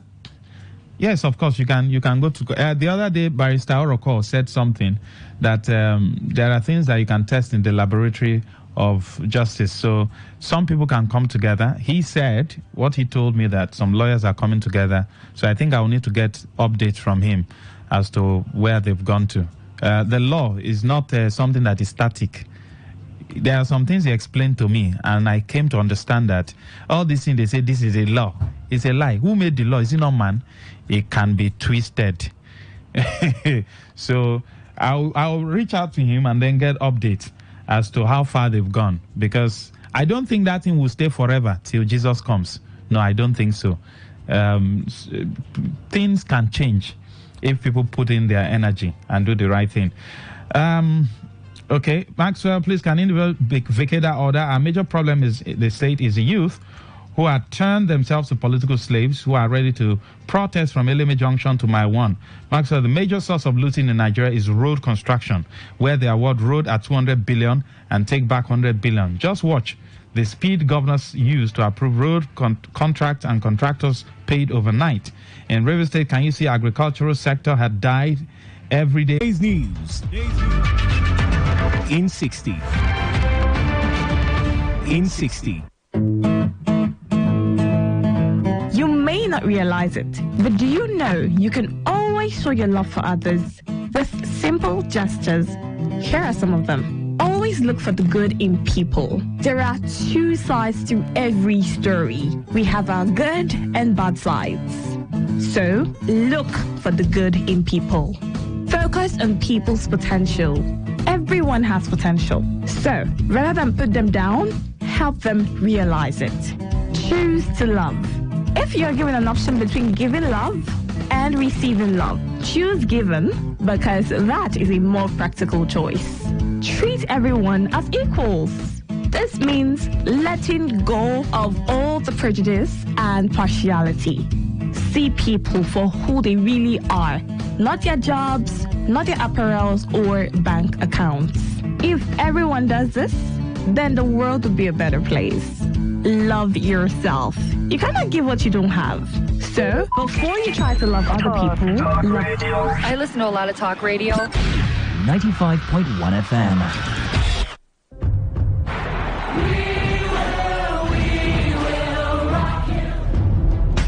This is what we've waited for. The showdown. The fastest men in the world. Hearts racing. One light, two lights. They're backing off and backing. Pulse rising.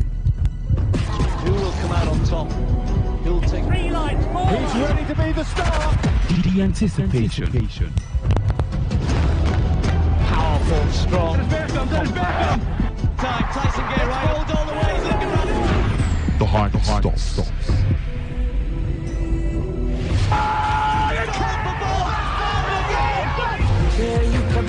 Catch the sports game on Sports Attack Mondays through Fridays 6:30 a.m. and Today's Sport Live 3 to 4 p.m. and also on the weekends 1 to 6 p.m. Only on your premium sports radio. Today 95.1 FM. I wanna take you away. For the best coverage of Nigeria football, always listen to Today's Sports Live on Today95.1 FM Port Harcourt. My name is Anayo Iwala, Super Eagles and Esperance player, and I am a fan of the show. My name is Gianni Infantino, FIFA president. For the best of sports, always listen to Today Sports Live on Today 95.1 FM Port Harcourt.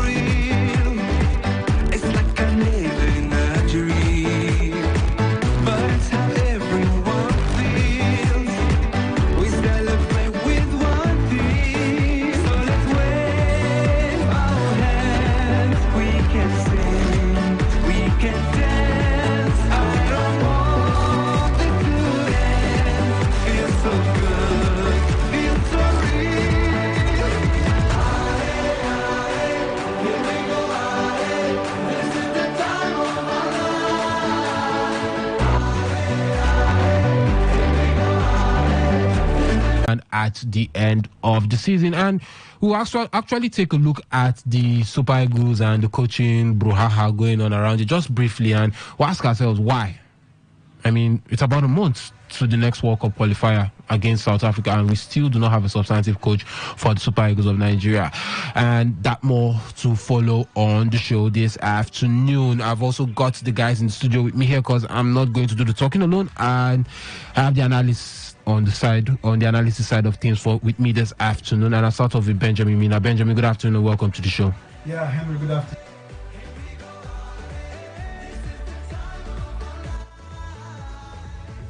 Well, good to talk sports. It's always nice to, dissect these things and then talk about the happening in sports. So hopefully, as usual, it's going to be a very lovely show for the listeners. Yeah, hopefully it will be lovely for the listeners. And I've got Young Chiefs Sugars here with me. Young Chiefs, good afternoon, welcome. Good afternoon to Benjamin. Good afternoon to Port Harcourt City. Good afternoon to Nigerian sport lovers. It's great to be here, but nothing like TGIF program released at the just concluded executive meeting of the NBBF in Abuja comprised both local and international competitions. The federation intends to participate in and keep the athletes busy throughout the calendar year of 2024. The president of the federation, Alhaji Musa Kida, said the board had approved proposal for the D Tigresses to have three-phase camping in Nigeria, Ghana, and the United States of America for adequate preparation for the Paris Games. Now, the Tigresses are drawn against Canada, Australia, and France in what is considered to be the group of death. And Chooks, coming over to you now, the D Tigresses camping, definitely they'll have to start from here. But next is Ghana and next is the United States of America for them to actually camp. Nothing yet on potential fixtures. They'll actually get to play or friendlies. They'll actually get to play before the Paris 2024 Olympics gets to commence. But I mean, what's your take? I mean, is there a positive news or positive way forward for the team knowing that the NBBF is actually doing this for them? Actually, yes. Now you have to count one before you count two. The coach actually said it. They have to start early preparation for the Olympics, considering the fact that they are playing tougher opponents in the likes of Canada, France, and look at the teams that is that opponent. Look at the players they have in their own ranks. I feel you don't have to actually say it's actually a good team, but it's what you can manage. It's what they give to you that you eat. You don't have to begin to select food when you don't have the money. A big guy is just limited his own resources. So for now, I think the NBF have tried. They've gone ahead of time to actually go to think about camping. And you look, the normal Nigerian situation will be fire brigade when it's 1 week or 2 weeks today. Look at how last night I'm able to. Let's even they not even do the normal rotation. We not even see new names. It's the normal names that played in the CAF competition that also played in the MPFL. So we don't know how fatigue will set in. So this is the traveling. They play on Thursday. They play on Sunday. It's surely going to affect them. But talk to Yenegwa is not even up to. With all the traffic jam. No. It's barely when you get to Choba, so it's just let's maximum 1 hour 30 minutes. They're gonna get there. So yeah. It's not. I was talking about. But I've been resting since last week. Let's not forget. I mean, but doesn't that also play on the fact that Rivers United have actually they are much more match or game ready because of the fact they are playing. That will not affect the game because I think it will affect the game positively by the end of the season, by the end of this weekend. Yeah, I think last weekend the biggest winners were Eyimba actually because Lobby Stars at home couldn't win Bendel Insurance. They drew that game 0-0, and then Rangers actually lost at home away from home here in Port Harcourt 2-0, and then Eyimba went away and drew 1-1. I think and mind you that's the only so it's Eyimba were the biggest winners last week for the title contenders amongst three of them. Remo were also, but I just take that top three because they're actually fighting tooth and nail and all that. So I think Eyimba were the biggest winners last week. Let's see if this week they will actually be one of the biggest winners because they're actually at home among the title contenders. Lobby Stars, they had to. It's an undoing for them for them to draw at home. But the truth is, Bendel Insurance are not pushover. That's the truth, because last season we saw what they did last season. Even if they've lost a couple of their players to the teams outside, quite good. But the truth is, the MPFL is quite a strong league where as we've seen away wins this season, draws, so it's been tough for Lobby Stars, but they are actually playing Tornadoes, Niger Tornadoes. I think they are playing Tornadoes this week. So Lobby are actually away playing Gombe. So it's Gombe, yeah, it's playing Gombe, and Remo is playing Niger Tornado. Yeah, and we've seen that Gombe is one of the whipping boys of the it's one of the whipping boys of the MPFL this season. So Lobby Stars, they can actually try as much as possible to get at least a point away from home, or possibly get all 3 points away from home, because Gombe United this season fighting relegation, not very stable. They are they are not stable because they get points today, tomorrow they lose at home, so it's been difficult, but it shows the quality of the MPFL, because we are, like we said, we actually seen that away win draws away from home. So as for Remo Stars, actually playing how you play away from home, because most times we've actually seen the MPFL side, when you go away you tend to field your weaker team because it's an away game, especially when you travel long distance away from home because of fatigue and all that. But this season it's not been like that. We've seen like Rivers United, they are that same team that actually played the Continental, though 1 or 2 changes, but they keep playing that team and they're getting results. So it's about playing your best leg, and there's this saying that say you don't change a winning team. That's the thing. So Remo Stars, they're actually playing Niger Tornadoes. Possibly they're at home, so they can get all 3 points back-to-back games.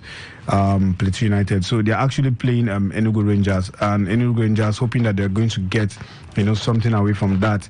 So but I think as for last week, Eimba were the biggest winners. Hopefully this week we are going to see if Remo Stars are actually going to be among the biggest winners, because they're actually playing at home, and then Enugu Rangers at home, Eimba at home, Lobby Stars away. But for Lobby Stars, I think if they played very well, they're going to get something away from Gombe United, because Gombe United are actually fluctuating. Today you don't know what to expect from them, and then tomorrow they get the point for you. You're hoping that the fans keep hoping that yes, since we got the result today, let's go and do it again. But they tend to falter. So I think this week, let's see how the top of the table clash is going to look like, because 3 of them are actually playing at home and then 1 away. So let's see how it goes. Okay, well, we get to see how it goes, and from there we get to talk about Super Eagles of Nigeria.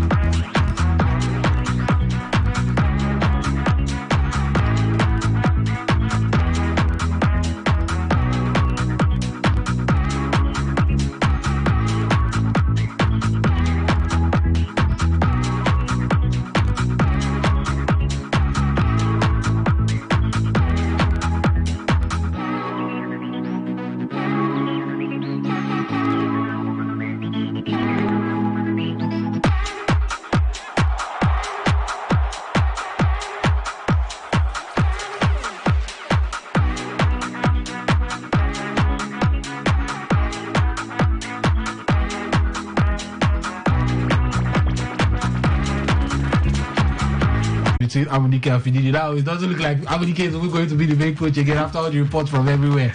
There are talks of that the NFF is saying, according to anonymous source, that they can't appoint the foreign coach they want for the Super Eagles. Yeah.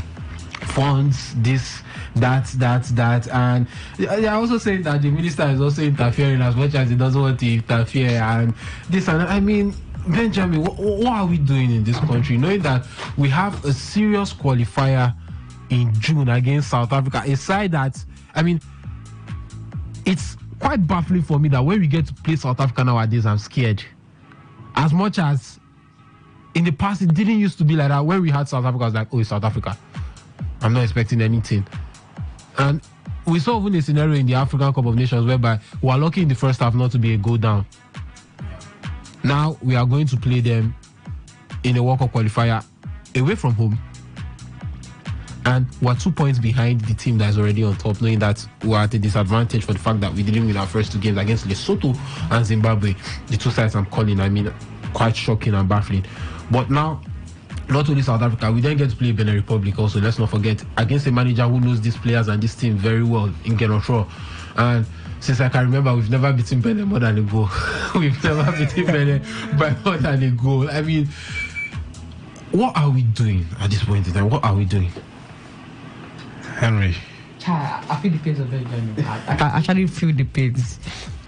You know, we are in a country where things are not taken seriously. That's the truth. We tend to politicize everything. But the truth is, nothing shows that the NFF is serious. Because I keep saying, whenever it comes to appointing coaches, that is when you hear that there's no money. But when delegations, when the Super Eagles want to play a game, you can see 30-man delegates flying to watch that game. These 30-man delegates are not even players. They are not coaches. First vice president, second vice president, first secretary, second, all of them, 30-man committee going to watch a game. Now it has gotten to when you need to be serious with your job. Get us a coach. We are not asking for too much. Get us a coach. Jose Basel stepped down February 29th. We are few days from now. It's going to be 2 months. And we are almost a month away from, playing that qualifier against South Africa. We don't have a coach. Trust me, Finidi George would never, in fact, he doesn't have any business with the Super Eagles anymore, from the look of things. And I think it's very displeasing to hear that we don't have a country like Nigeria. NFF cannot source for funds to hire a foreign coach, a good coach that will take the Super Eagles. See, we are playing South Africa. We saw a glimpse of what South Africa can actually do when we play them in the Nations Cup. And we are going to face them again, unprepared. We are going to face Benin Republic with a coach that has known Nigeria like the palm of his hands, in person of Genetro. And you look at the start, like you said, we've never beaten Benin Republic more than 1-0 for a very long time. So it's going to be very difficult for Nigeria, because they are not taking anything. The NFF is not taking anything serious. I hear a rumor that from somebody that it might likely going to be the Guardiola assistant, former Guardiola assistant, Dominic Torrent. And then Amunike likely going to be the assistant. But now, what is actually stalling the deal is finance. So I don't know. If you don't have the money to hire a foreign coach, or you should be preparing beforehand to start looking for this. Because, you see, the white guys are not like the Nigerian will say, okay, we'll reduce your money. Okay, come and start work, then we'll start sourcing for money to pay you. These guys are not like that. And this is not just a coach that doesn't have a CV. This is a wide-traveled coach, a coach that has coached in one of the big teams in the European scene. We've seen being an assistant under Pep Guardiola is equivalent to being the coach of a Nottingham Forest team. With all due respect to Nottingham Forest team, because you're learning under one of the best coaches in the world in person of Guardiola. You left there, you went to Girona. We've seen what Girona can do in the Spanish league this season. You went to New York, the New York team in the US, which is still part of the Man City setup. So the coach is a widely traveled coach. You can't. If you want to hire him, we should be serious enough to know that, okay, if you want this man, you have the money to sign this man up, and then we start job. Because you can't see you're 2 points behind the leaders. You can't even beat the smaller teams in your group. How much more can you beat South Africa without a very sound coach? So it's difficult. I think the NFF are not serious in any way. I'm Harry, just a little. Quickly, I think in less than 3 seconds, I feel, see, first things first. Were we expecting? You actually knew it happened, because the way they gave the judge, they tell him to handle the friendlies was already this thing. I made up my mind that any coach that handles the friendly should be the one handling the auto qualifiers, and I think I'm already done for that. Okay, well, we wait to actually see what this NFF will actually do. But I mean, it's sickening and disturbing that at this point in time we do not have a substantive coach. And let's head over to the English Premier League, because it's the only league in Europe that we still don't know who the champion is going to be.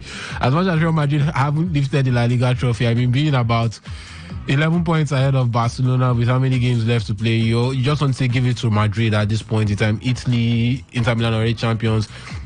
In France, PSG literally just need to win this weekend and they are champions.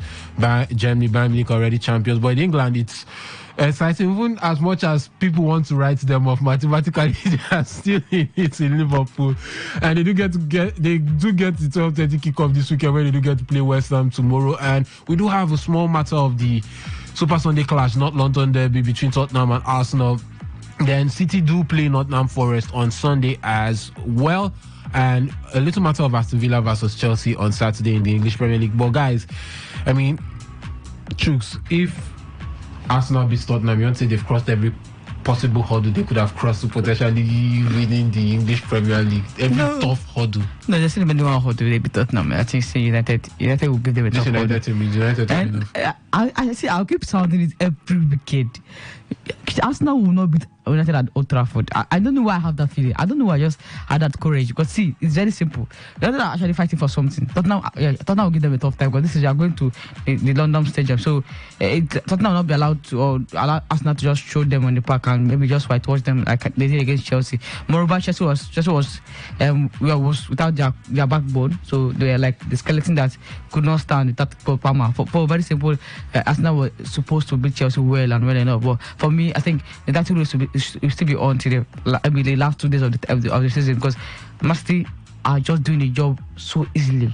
The game against Brighton, I expected it to be tough. I expected it to be tough, like seriously. But the way I watched Brighton was like they are playing against the same time, and they are playing against the Nottingham Forest team, who also in return has not been good enough.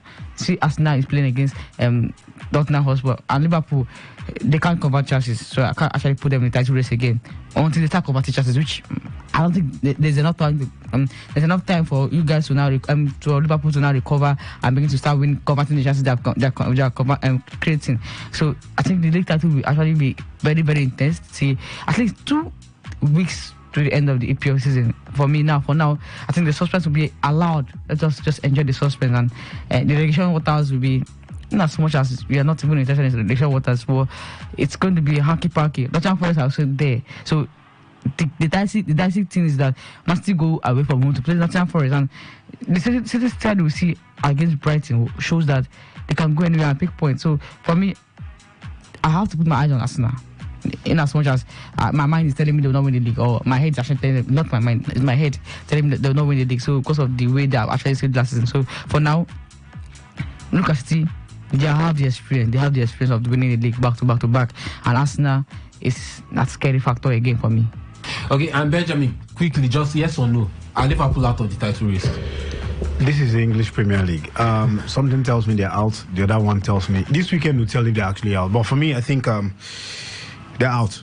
That's true. They're out. Okay, so yes, it's the English Premier League, and the title race is actually hotting up. Liverpool, by the looks of things, are out of it, and it looks like it's more of a two horse race between Arsenal and Manchester City, where we will be giving out tickets today for the show A Beautiful Journey with Tweezy, where dance does meet comedy. Yes, we will be giving out a ticket on the show today. We will ask a question, I think from 3:55. We'll actually do that. We'll get the thoughts from the listeners first. From 3:55, anybody who's calling in, you indicate whether you're interested, and we'll ask you the question, and if you do get it, you will get the ticket we have up for grabs today. Yes, one ticket up for grabs today. And for those who haven't claimed their tickets, please try to do so before 12 p.m. tomorrow. If not, they will be giving out again to other users or to other interested parties by tomorrow. Please do try to claim your tickets by 12 p.m. tomorrow. If not, you no longer have them. They are no longer yours to claim. So do try to come to the studio or to the station by tomorrow before 12 p.m. to actually claim, between now and 12 p.m. tomorrow, to actually get to claim your tickets. And now let's head over to the phone lines for you to call in to actually give your thoughts on everything we've discussed on the show this afternoon. 0817 0000951, 0817 0000951. and 0810-951-0951, 0810-951-0951. Are you confident as an Arsenal fan? And for Liverpool, your fans, do you think you guys are actually out of the title race? And what's your take on the NPFL Super Eagles and the Tigresses? Hello, caller. Good afternoon and welcome. Good afternoon, Google. Good afternoon to you, Hosford. Yeah. Great to have you. Yeah, young Steve and Benjamin. Good afternoon. They greet you as well. Yes. A good one for Rivers United against Arsenal United. A good one. 2 back to back. The first Rangers, the second. A good one. I just pray that they go on with winning streak, sustain this winning streak, so that by the time they finish the 5 games, at least they will to some appreciable area in that place. Now let me come to the coaching aspect, the national team. I told you the last time that Nigeria is not serious. All these things they are doing, the NFL is not serious. All this the NFL is doing it's just a flash in the pan. They are not doing anything. It's almost 2 months now. There's no coach. And you to take the boys to where they are supposed to. What do we do? See, Nigeria needs a benevolent dictator. Why I can't be there without those NFL. Push them away. Put people who are supposed to be there. This thing cannot take us anywhere. This cannot take us anywhere. You just go and get rid of them and make sure they put the right people in the right places. So as to put an end to all this mess once and for all. Okay. The whole thing is just sickening. Thank you. Okay, thank you very much, Tony Hosford. Hello, caller. Good afternoon. Welcome to the show. Harry. Lawson, all the way from Yenagua. Thank you, my brother. You know, I'm calling from Yenagua, so I will not need the ticket. Right? I will not need the ticket, Harry. That's what I'm saying. Yeah. So I don't know, what does it really take to name a coach? Really, why are we going here, moving there? I just don't understand really. There are some things that you just cannot understand when it comes to Nigeria. But well, let me just leave it. Let me not say, because it might be derogatory. The thing is that Liverpool is out. It's not a 2-horse race. I don't see Man City. It's just, I think it's Man City. Let us not even say 2-horse race. Both Liverpool and Arsenal, they are out. City's next game is what? Against Nottingham Forest. Yeah. You can imagine. I mean, just look at their pictures, and then you know that it's good. But definitely, Tottenham will not lie down for Arsenal. They will not. And Man U, somehow, when it comes to Man U, you don't even know what to expect. That's the problem. You can on a good day, if they turn out well, they can get a draw, even beat Arsenal. So for me, I don't see 2-horse race. I think it's Man City. Another one again, consecutively 4 titles. So that is just what it is. Thank you. Okay, thank you very much for your thoughts there, Lawson, all the way from Yenagua. Do well to keep the calls coming in. 0817-000-0951 and 0810-951-0951. And you can send your thoughts to the SMS and WhatsApp portal. The SMS portal is actually, the WhatsApp portal is actually down, but you can send your thoughts to the SMS portal, which is 0701-933-9962. 0701-933-9962. Hello, caller. Good afternoon and welcome to the show. Hello, good afternoon. Good afternoon. Name and location. Good afternoon, everybody. Good afternoon. Walter. I'm calling from Abaru. Okay, Walter, please go ahead. I read Manchester United. I call because for our guests in the studio that say Man U beat Arsenal. I'm a Man U fan. Or which way? Against Brentford? Or who? Or which leg? Against Chelsea? Against Chelsea by luck. Arsenal back about this time around. I'm even surprised that it's Arsenal Champions League. Arsenal, which leg they take of the Arsenal? I go beat United for Old Trafford. So Man is not playing. Man is not doing well. That's what I call. I wish Arsenal will give them. But mine will not stop Arsenal. Since they are not going anywhere. Mine is not going anywhere. So mine will not stop Arsenal from carrying the respect it.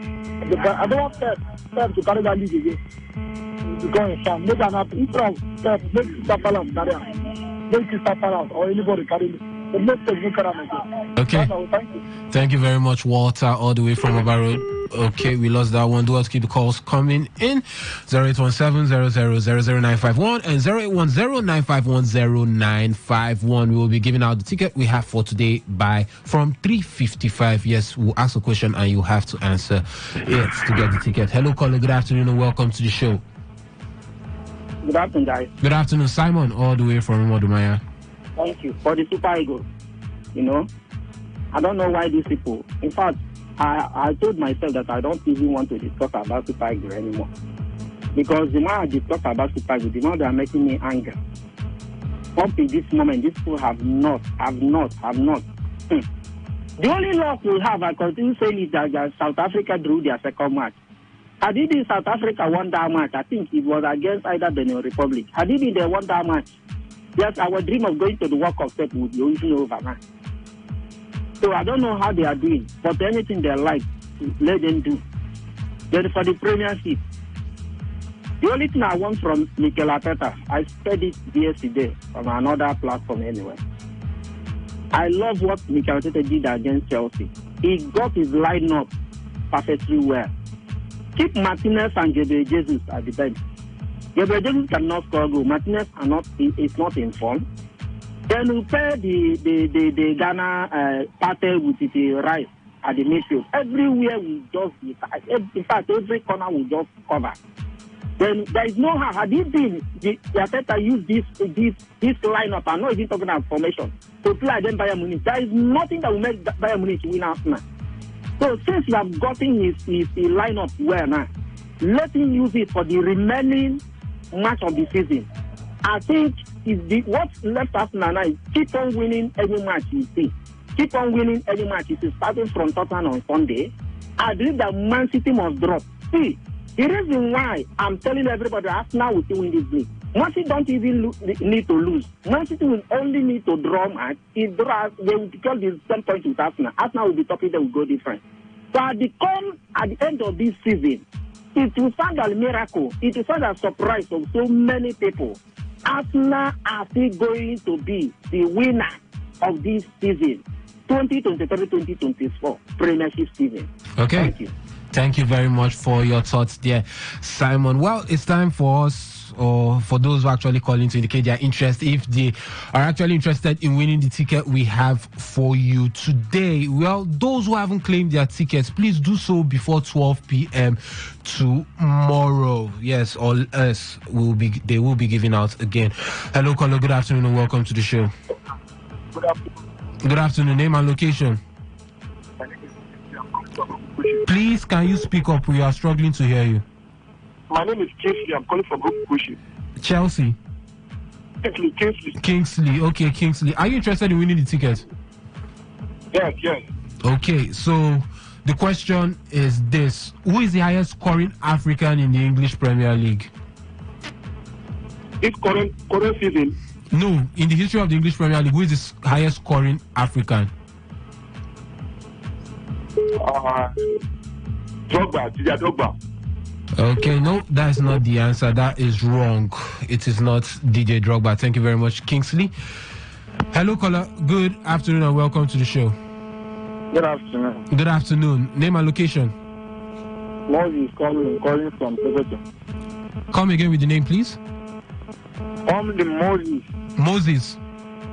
Yes. So, Moses, are you interested in winning the ticket or you just want to give your thoughts? I'm interested in winning the ticket. Okay, Moses, who is the highest scoring African in the history of the English Premier League? Highest scoring African? Yes.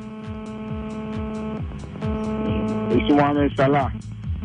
Okay, Moses, you are correct. Yes, Mohamed Salah is the highest scoring African in the history of the English Premier League. So what are the last 4 digits of your number, please? My last 4 digits of my number? Yes. 31. 2319.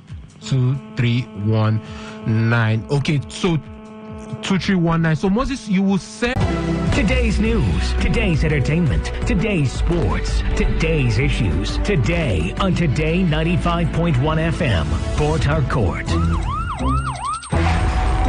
It all begins with breaking news. Now make no mistake, this is a difficult mission, and it will remain difficult for some time. Then it keeps trending. Events, issues, personalities, all struggling to gain attention. But in the race for deadlines, the intrigues, power play on the currents are often missed or underreported. Insecurity here is basically a product of poverty. But not anymore. As the platform on radio steps in to fill the missing links on events, issues, and personalities in the news. I'm not afraid of anybody. The platform on radio serves on the hottest topics and trending issues. Only on Today 95.1 FM. 95.1 FM. Port Harcourt, every Monday, Wednesday, and Friday at 4 p.m. Get on the platform on radio and be served.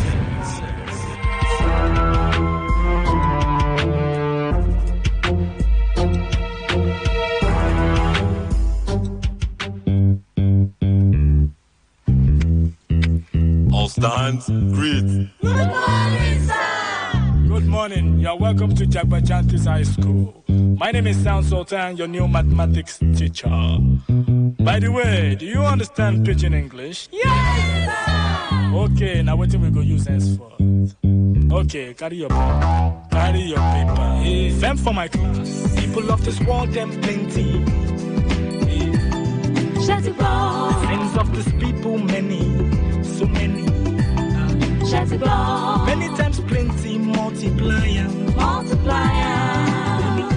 Many times plenty, multiplier. Multiply the answer you get now. Wait till they make come and they cry.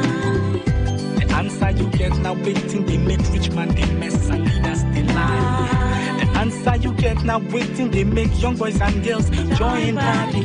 Thank you for joining us. Welcome to another edition of Platform, the Friday edition, and that's I call it the Happy Hour edition. Let's kickstart with breakfast, where on the menu we have President of Rivers State Customary Court of Appeal urges members to ensure fairness in discharge of duty. Court acquits Eze Kelvin Anogo and 42 others who were standing trial for murder of late Ahoda Divisional Police Officer Bako and Bashim.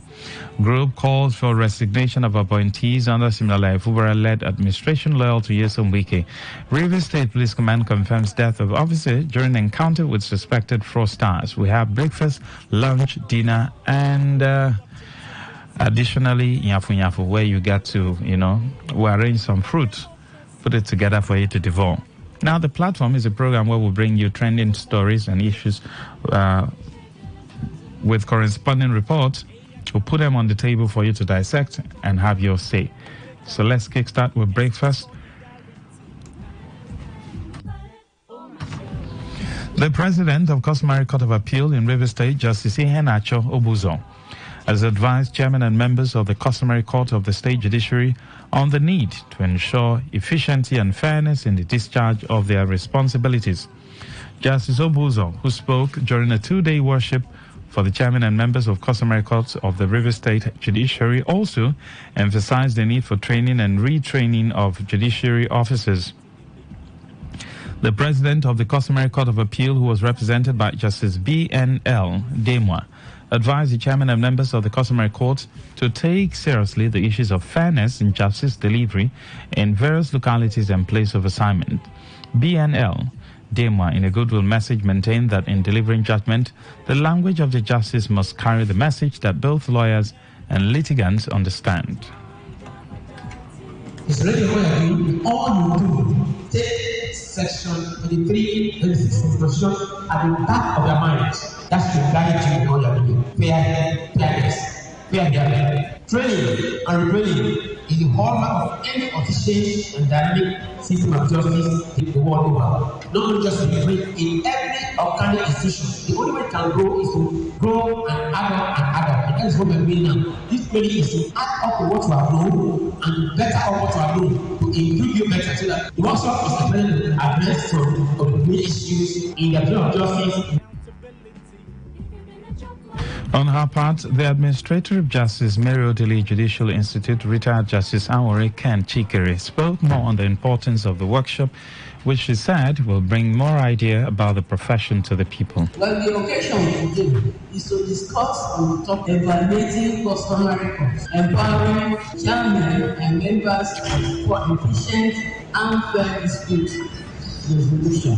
The River State Customer Record is established by the separation of statute. That statute is the River State Customary Record Law, number 3 of 2014. That statute empowers the governor of the state by warrant to establish customary record for all the LGAs as he deems fit after consultation with the Judicial Service Commission. Today FM Suchanda Joe reports that the theme of the two-day workshop for the chairman and members of the customary court is elevating customary court, empowering chairman and members for efficient and fair dispute resolution. Now, this is our talking point. With the lingering cases of chieftaincy and land grabbing, how can the customary court speedily resolve some of this issue? We have issue of land grabbing littered all over in River State. We have issue of chieftaincy tussle in, I don't want to say most of the communities, but in many communities.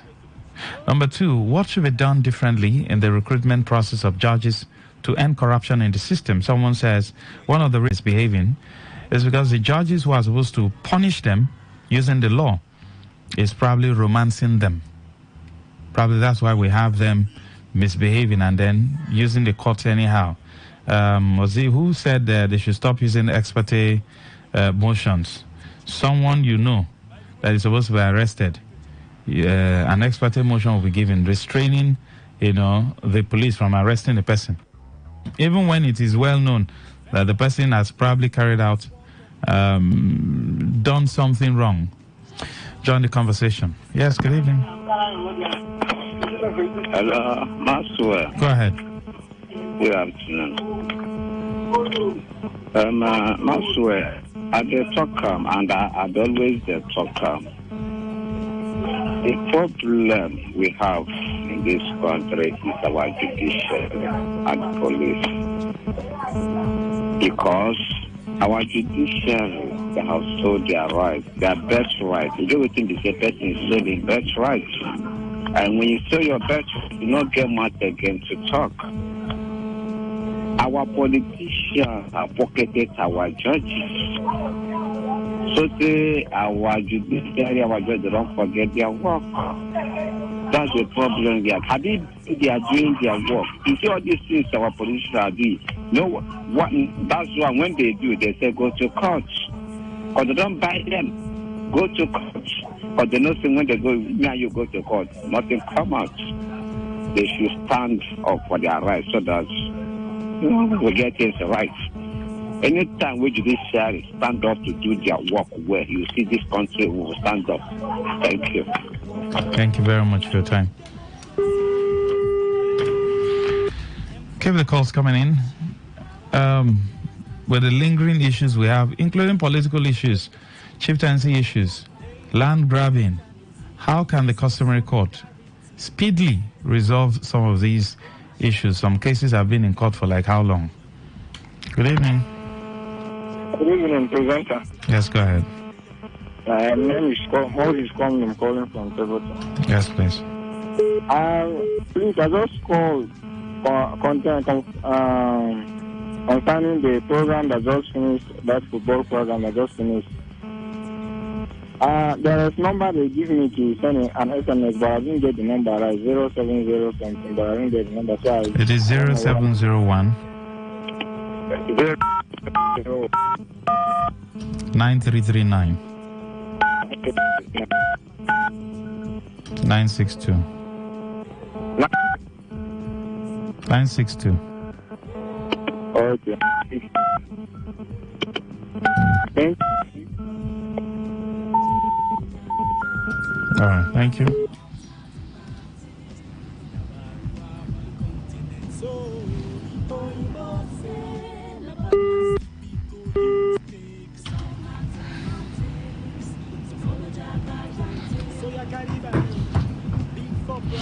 0810-9510951. Yes, good evening. Maxwell. Go ahead, sir. I don't know, this country, we like to blame each other. There is no way judiciary, even the customary court, can speedily dispense those cases and all that. There's no way that they can speedily handle these cases and end it. No, because except we change our character, we have to change our character in this country. The problem with us is that we will do all of these things. We will go to the court. We will bribe the judge or the magistrate. I say we. Who are the we? Please direct it to the appropriate people. It's not me. I don't even have money to bribe anybody. I never see food chop when I to bribe. Well, I don't know. A good number of Nigerians will do that now. And then we will, those days, if you look at the present society now, then look at those days where we're using ATR to handle our cases. Back in the days where when you do something and all that, and then they say, okay, if you are, let us go and stand before the deity and all that. But see the justice system at that time and look at the justice system now. It was far more effective that time, and people were afraid. People were afraid to do certain things. You don't go these days now. You will see this land. You know it doesn't belong to you. It doesn't belong to your family. Probably you have some money. You know a magistrate, and then you go and grab it. And at the end of the day, you know that when you get to court, justice will be perverted. Chieftaincy squabbles here and there. You know that it is not. It's not for your family. Your family is not even qualified. But because you are influential, you have money, they will go, you do it, and then at the end of the day, you bribe the magistrate, and then you become the chief. So those are the kind of things we are doing. So until we change our character, nothing, I can tell you there is no way even the court will perform properly. It's not possible. Thank you. Thank you very much. We'll go straight to the next story, where a Rivers State High Court sitting in Port Harcourt has discharged and acquitted Eze Ekpealobu, His Royal Majesty Eze Kelvin Anugwo, and 42 others who were standing trial for the murder of the late Ahoda Divisional Police Officer Bako and Bashim. It will interest you to know that few days after SP Bako and Bashim was murdered in cold blood on September last year, Eze Ekpealobu, the former Ahoda East Local Government Council Chairman, Kasiri KBD, and 41 others were on 4 counts of cultism and robbery, murder, and conspiracy. Today FM Uchenda Joe reports that when the matter came up in court today, after continuation of trial, the Director of Public Prosecution, T.F. Amadi, informed the court that the accused persons have no prima facie case established against them and therefore have no case to answer. Trial Judge Justice Chika Aproko, in his ruling, relied on the advice from the Office of the Directorate of Public Prosecution and hence discharged and acquitted the accused persons. Speaking outside the courtroom, counsel to the 37 defendant, Ekashe Saturday Emehi, said the ruling shows that the accused are innocent and can go about their normal duties. It was brought to court on the issue relating to the death of the former DPO of the Ahoda Divisional Police, who was murdered on the 8th day of September 2023. And on that note, he was arrested on the guise of invitation that the DC operation wants to see him. He was arrested on a Sunday. Now, as far as this matter is concerned, what it means by a prima facie case not being established means that the person is not connected to that case. So on that note, he's free and he has his full liberty to handle his own affairs and no more come back to this matter. Also speaking, Eze Kelvin Anugwo described the ruling as justice for the people of the area. And as such, all the allegations levied against us has been thrown off today. So we give God all the glory. Our victory today is hanged on the hands of God, not human being. It is God. Because if it is left for human being, we wouldn't have been out. We anchor today's judgment to God. Well, what it means is that the kingdom should be happy to ensure that today God has vindicated us. And as such, they can be proud that they have a king that stands by the truth. That is the good thing about it. Now, these are talking points. What should the states do differently to unravel the death of Bako and Bashim? Yes, Baba is down, right? But who are his sponsors?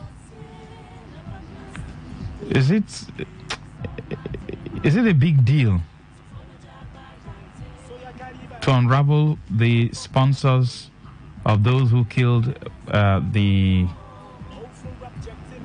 former divisional police officer?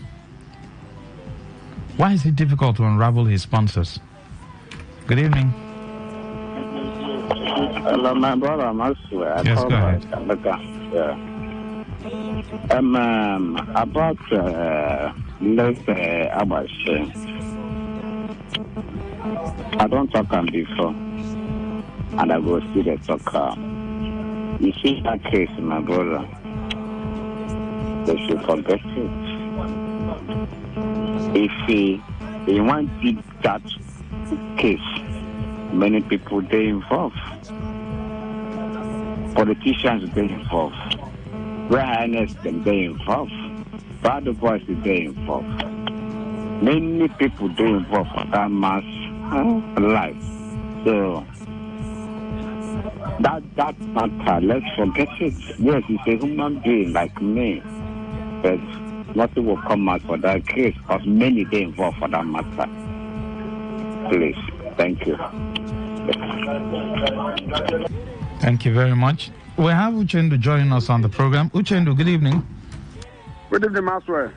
Yes, give us details of the case against those who were alleged to have connived to kill the late Ahoda Divisional Police Officer of course, right now the State High Court has discharged and acquitted them, including the Eze Lubo, His Royal Majesty Eze Kelvin Anogo. Give us details of that particular story. Maswe, even us that were in court today, we were surprised. We all went there in continuation of the trial. After they granted some of them the trial commenced. But today, when the matter that's scheduled for cross-examination, the director of prosecution from the Ministry of Justice came and then told the judge that from their findings, sometimes each time they remind somebody, they will say we are bringing, their case file will be transferred to the DPP for advice. Maybe according to them, they have carried out their investigation, so the advice is what they have intimated the court today, and they told the court that these persons that are here have no case to answer, which means they are not involved in the murder of the late Ahoda Divisional Police Officer.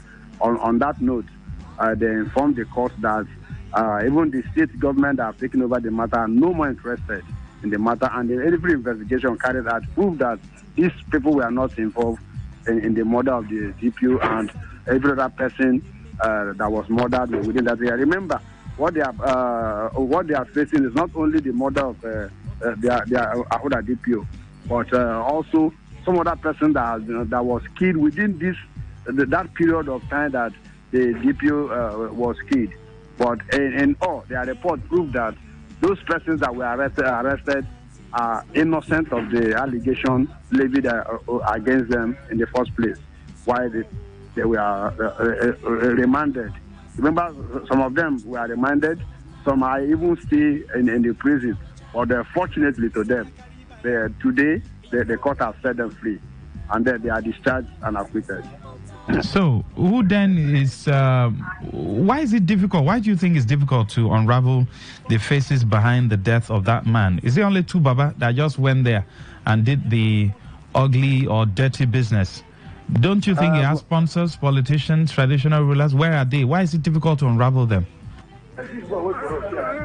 Maswe, you can understand that as it stands now, that some persons that were involved, so many of them remember, there are those that were arrested, even the native doctor that were arrested, those that have confessed already. Remember that there was a video that came one certain time that could do the execution.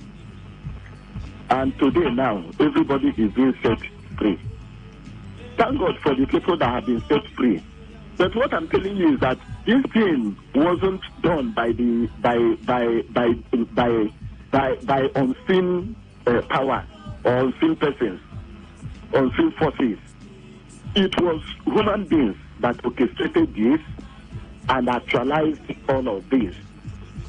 That is to tell you that human beings cannot give us a satisfactory judgment. We saw what happened during the election, and today, U.S. is now coming to tell us, so-and-so people, so-and-so party, did this against so-and-so persons, when it is already late. So what I'm trying to tell you is that we will, so long as human beings are in charge of, giving out justice, we will not get the best justice. Because we don't know what may have gone underground to make sure that certain persons are being exonerated from this situation. So, but God, in his own way of doing things, has his own way of doing it as well. Tomorrow, do not be surprised that confession will just come. When the torment of God has come upon people, my brother, there will be no hiding place. People will begin to use their mouth to say, oh, look at how it happened, oh, look at how it happened. As well.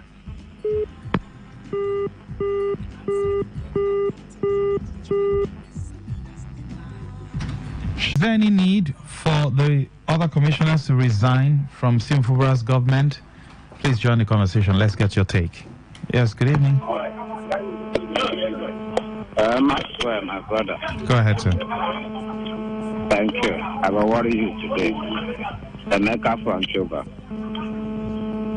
Maxwell,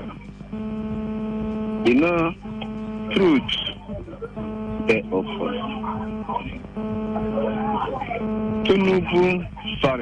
President Tinubu, as a Buhari, come up for seat. He no resolve in government or he own choose people who go work with them. When I make it left office, we can enter. We can no choose people who go work with them. I'm from Imo State, my current governor, in the work with people when you choose, we go fit work. When they are say go here, you go here. Why Fubara Ongo they different? Why we can want appointed people we go work with the Fubara? If we gonna go, it's like you employ me for work. You tell me, say, remove this pocket, go and keep it here. I remove it. I know if I know you will sack me or I will receive my salary. I know if my boss, you can't work, I can't. Remove this pocket. I don't want to see it. I remove it. But as make a day, appoint somebody for Fubara Fee. Fubara Fee come office, remove this mob here. That person will not remove it. It's disrespect.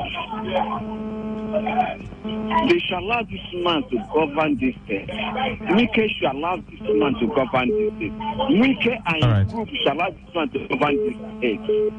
Please, when you rule, nobody worry him. You shall not worry this man. May God know first for him. Thank you, sir. Thank you. Thank you. Do you think the governor should just send the other commissioners out? Not only commissioners, you have chairman of boards, parastatals. Good evening. Yes, Lucky Maxwell. Go ahead, sir. Thank you. My name is Lucky Maxwell.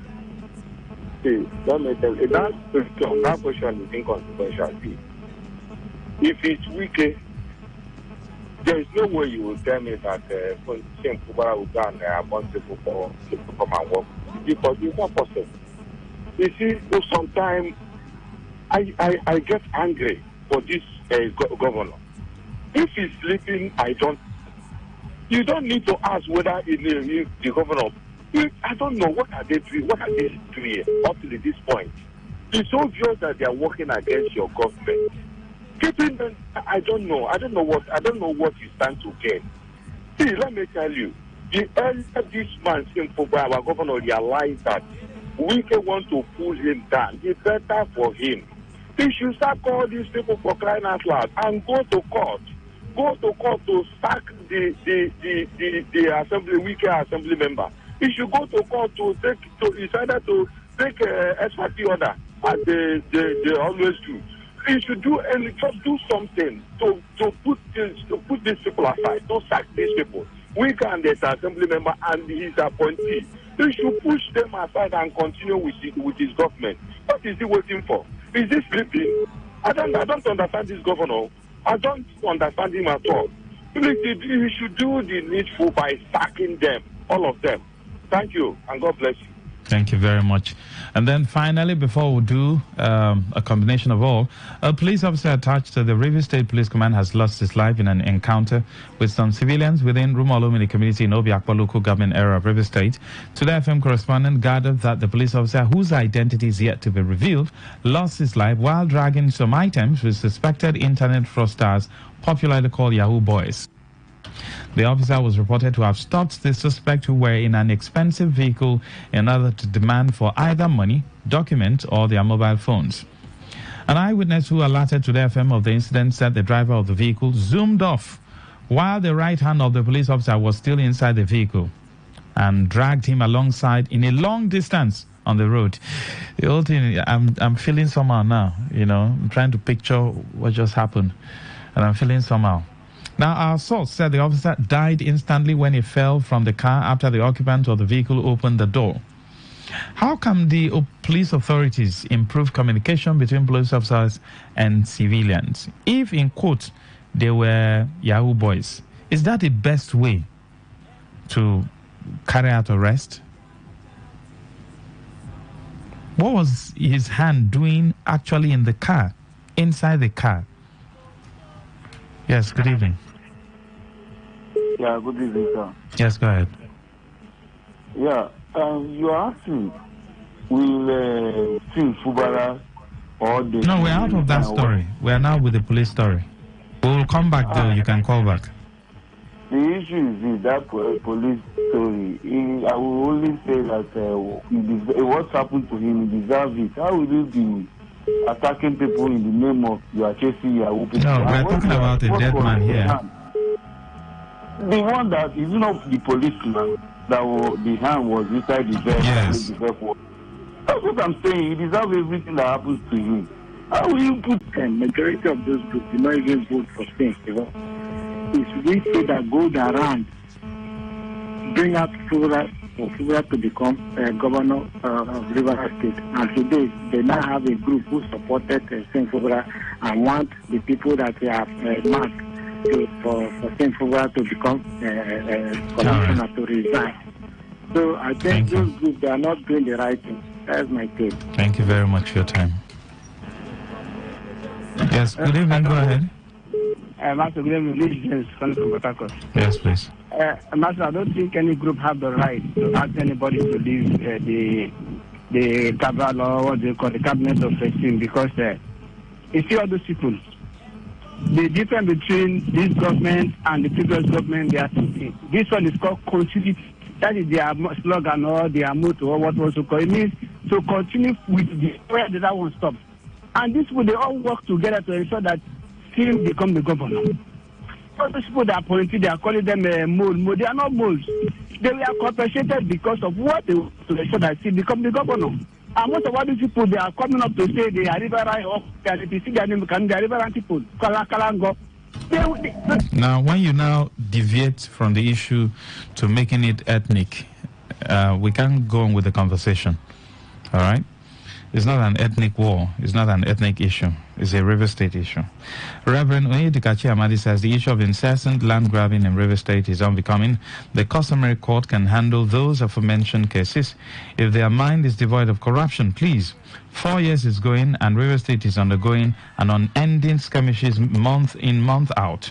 Please let them bury the hatchet and cover it with stones so that it won't rear its ugly head again. Thank you, Reverend Oyedikachi. This one says, there is no case against them. Lose them and let them go. The police should go and meet Honorable Boma Goodhead to show them whom to arrest in connection with the death of the DPO. Nduka, thank you.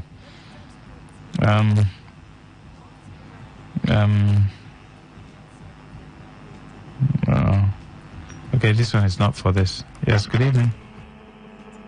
Maxwell. Sir, go ahead. You know, when I hear people, the people who do not understand, they talk and then they call and say this and that, I laugh. You see, the former governor built everything you see right in this team's government. He finished everything and put sin on top of the diamond. These people are family. That's why you see the Justice Commissioner, when you reduce him to Commissioner for Special Justice, he resigned because in that structure that you are seeing that the former governor arranged, he is a senior man. That's what was built. People don't understand. They say, oh, remove this, remove that. They are same people, one people. Don't forget, before this time, all of them together, including Tim, was criticized. But when the started, people now felt Tim is the underdog and chose Tim's side, perhaps because the governor. But all of them together worked together, not because Tim was here, but somehow they all felt they should keep Tim on top of that diamond. So all those that are speaking should be careful. The next election is not far off at all, I can tell you that. And when it comes to election in Nigeria, I know what people can do. You know, there are some, Buhari did not use federal mines. Never did he use it anywhere. But the structure that is on ground, the present people that are there right now, I can tell you can use it. And federal mine is not something you want to really face if they use it. Thank you. All right.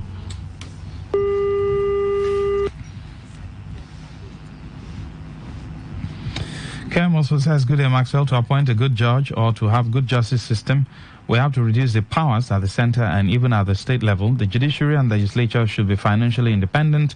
LJ elections should be conducted by LJ chairman. Again, EFCC, ICPC, and reputable organizations like SERAP should have immunity. All right. As for the police, okay. Court used to be the hope of the common man, but right now, court is power of the rich man. By, okay, Bible Boy, that's your name. For the death of SP Angbashim, it's over 2. As for the governor's team and his Oga appointees, this is just politics. Those groups calling for their resignation, are they telling us that Governor Sim and his Oga, we can no longer meet in their midnight secret, blah, blah, blah, blah, blah, blah, blah. As for the policeman that died trying to collect money, he has reaped what he sowed while he is busy protecting thieves called politicians. This one says, Governor Sim has to be slowest person in authority I've ever known.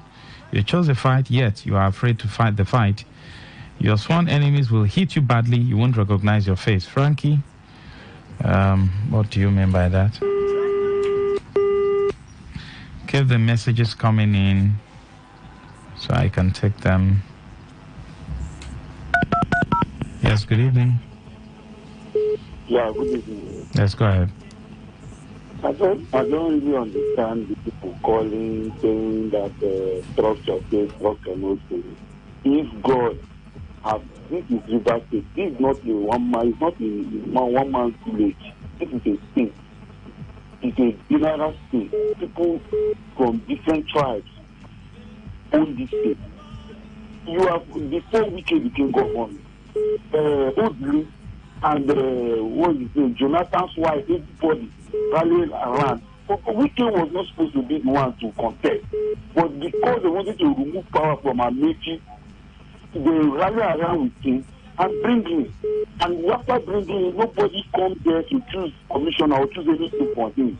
Why would somebody come and say in national radio like this and tell me that simply, if God has made me to be a common youth president of my community, then someone will say one place and say because he was one that rallied around for me to be there. And then people that have stayed over 8 years in government to continue it because the state is their birthright. The seat where they are sitting is their birthright. So I don't understand it. That's why we cannot go out for this thing going on in this country, that nothing is working in this country. This is the set of people that does not want that want people to continue living in poverty. These people, they burn them in government house there. They burn them and they bury their placenta there. After they have stayed 8 years, and then they will come and say they have torture. What torture is that? Thank you very much. Hello, and the DPO of Abuja. You can see it now. The same structure is one hiding the story of the people that mastermind the killing of the DPO. Somebody came out in national television 18 and said, if you want to prove me wrong, in fact, I have my evidence. Mention the names of people that killed this policeman. Then because the same cabal that feel that they are in charge of Nigeria, they can do anything and go scot-free. The same cabal makes the police not to invite this Thank you very much. And then they want to arrest innocent people. Thank you. All right, thank you very much. We have to go now. DK says, good evening, Honorable Max. Group calls for sack of remaining commissioners. They are faceless group. Where were they when Wike did everything? All right. But I usually ask, all this one did everything. With which person money? Let me use pidgin. With whose money? Anyway, I don't blame them. I blame the people who have left their money in their hands to be using anyhow. Good evening, Mr. Maxwell. I think the governor's leniency is being misunderstood and taken for granted. I think the governor should exercise his constitutional powers before he loses it. Fortune from Ozoba, thank you. I did this, I did that, I did this. Whose money did you use? Anyway, any day Rivers people wake up, that day 9 be their morning in local parlance. Good evening. Mr. Sam, go ahead. Maxwell, a blessed evening to you and a bad evening to all the bad politicians and those supporting bad structure here in the state. Yeah. Mr. Maxwell we were asking about the policeman when somebody was saying he deserved it, but he deserved what he got. You were saying you were talking about the dead man here.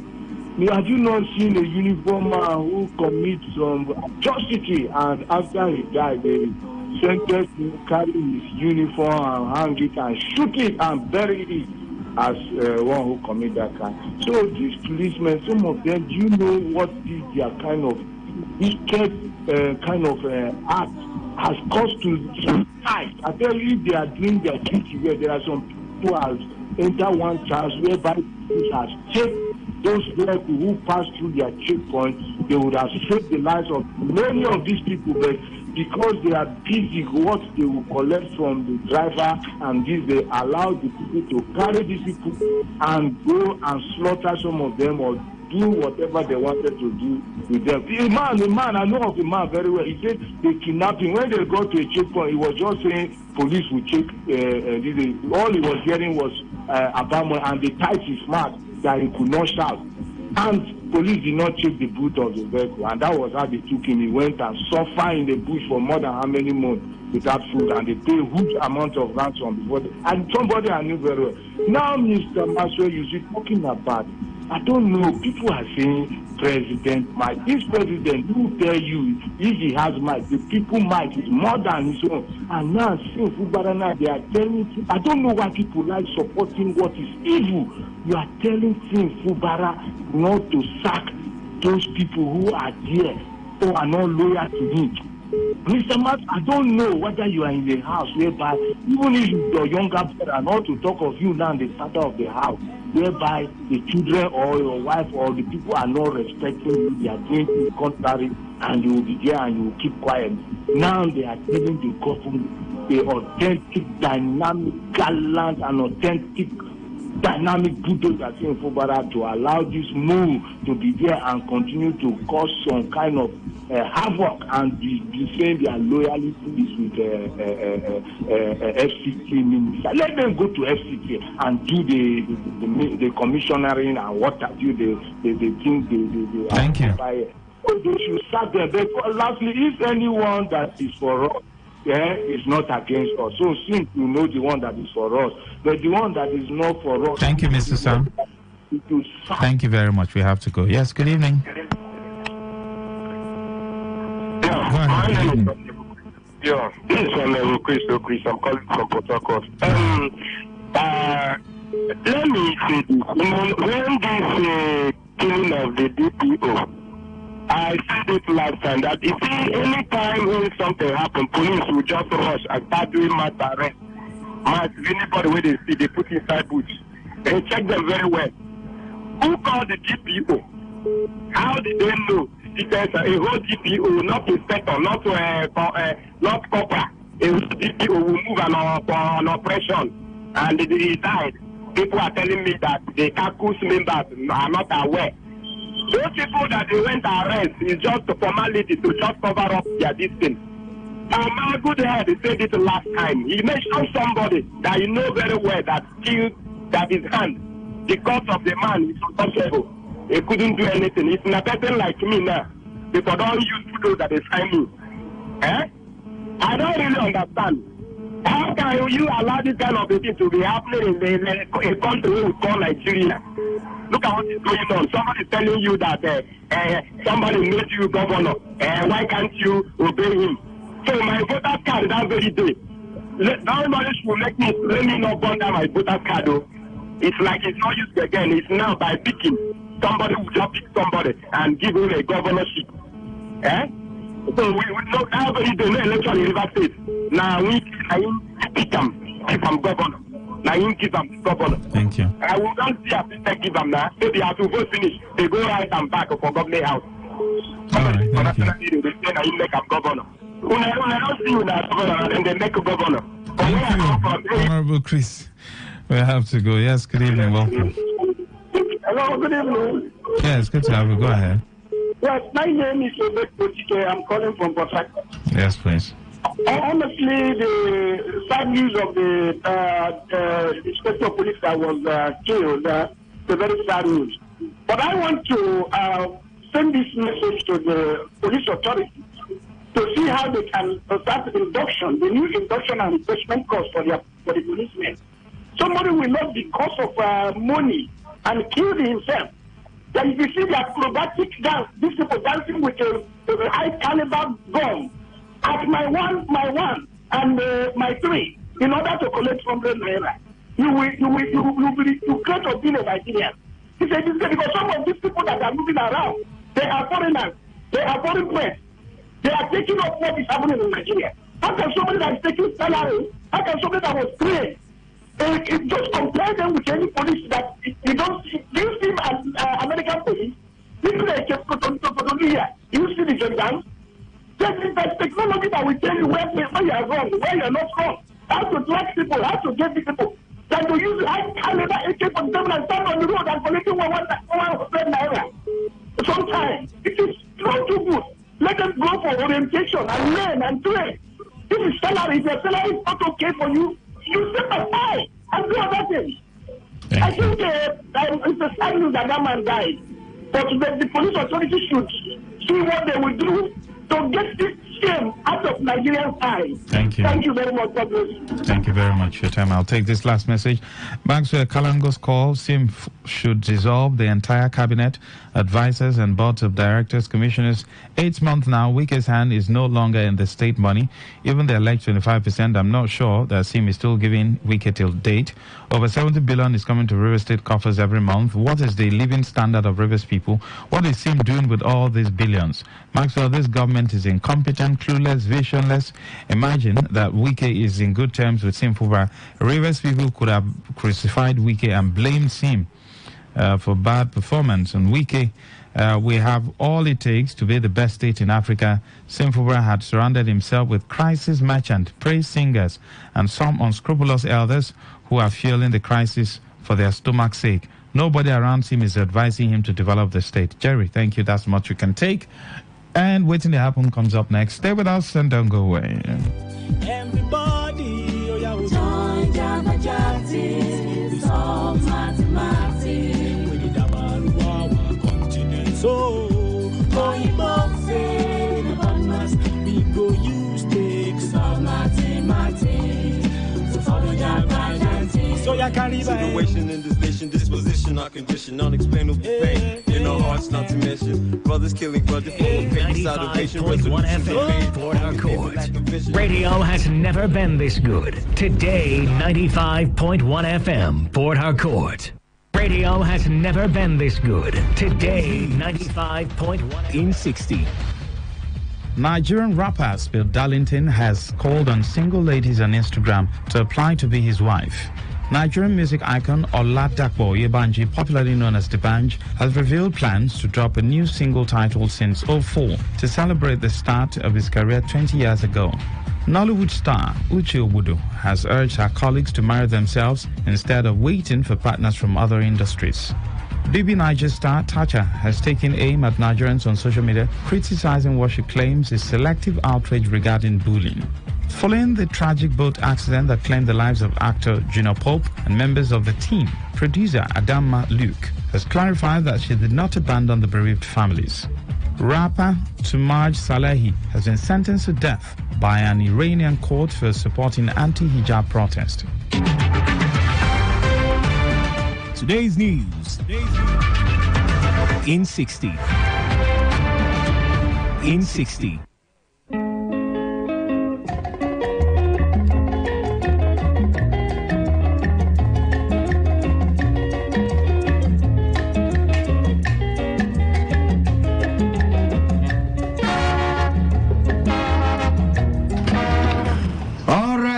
All right, Jabayan, thank you very much. Nigerian people, country people, before we go back to waiting, they happen. Make we hear from our guests today here with us, Aroma Real Estate. They here with us, Aroma Real Estate. Welcome and tell country people what they bring come for us. Thank you, Mazi. I greet you specially. I greet country people anywhere you did here. Us, this is Aroma Real Estate. We did here to remind you again, say if you want to become a landlord, yes, it's very possible. Now the good news be that. All right, Aroma Real Estate, I'm going to where your office. Oh, sorry, I even go start to where your office.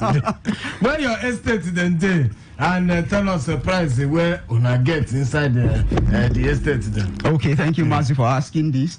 Okay, our estate day for locations where we say if you sabi, true, you go happy. And one of them now our Montana estate, that one day behind the River State University, Abara campus.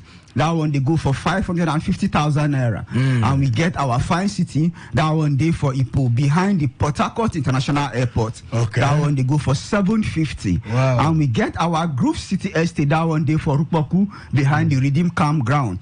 That one they go for 3 million naira. Oh. And we get our Prosperity Layout. That one day within Eliozu and Eka Link Road. Yes, that one they go for 10 million naira. Okay. Okay, where your which kind of document, first of all? This is your office, you don't begin and I make ask you where your office is there. We'll go back to your office when sport has reached. Better tell us for all this your list then where you don't list of where your estate is there. How person go take pay like where you go fit the English and pocket friendly? Yes, pocket friendly. Some people get that small. Yes, when I get that kind of plan for person. Yes, we get that. Yes, because sometimes when people won't buy land, then they consider say they never hold too much money, and because of that they go just the reason they find me then save more. Now Aroma Real Estate don't talk and say now if you won't buy land, no reason say you never get enough money. That one where you get for hand if you can't deposit. Now if you deposit even if na 50,000 naira, if you decide say the remaining money go take you 3 months, 6 months, 12 months, or even 1 year. They understand with people. You always tell them say, okay, that one where you get can't deposit, then you go balance the remaining one depending on how your money they come. Okay. Now concerning the document, even if you pay 50,000 first, we go give you receipt. When you pay finish, we go give you a deed of conveyance. That document na 2 in 1. Then final, we go give you our letter of allocation. Yes, now so they work. All right, okay. Which kind of document now they give clients? Okay, that document now I don't mention. I'm saying they give a receipt when you make the first deposit. Then final, we will give you a deed of conveyance. That document now 2 in 1. Then the certificate or letter of allocation. All right, I'm going to make it. Tell us where your office is and your phone number.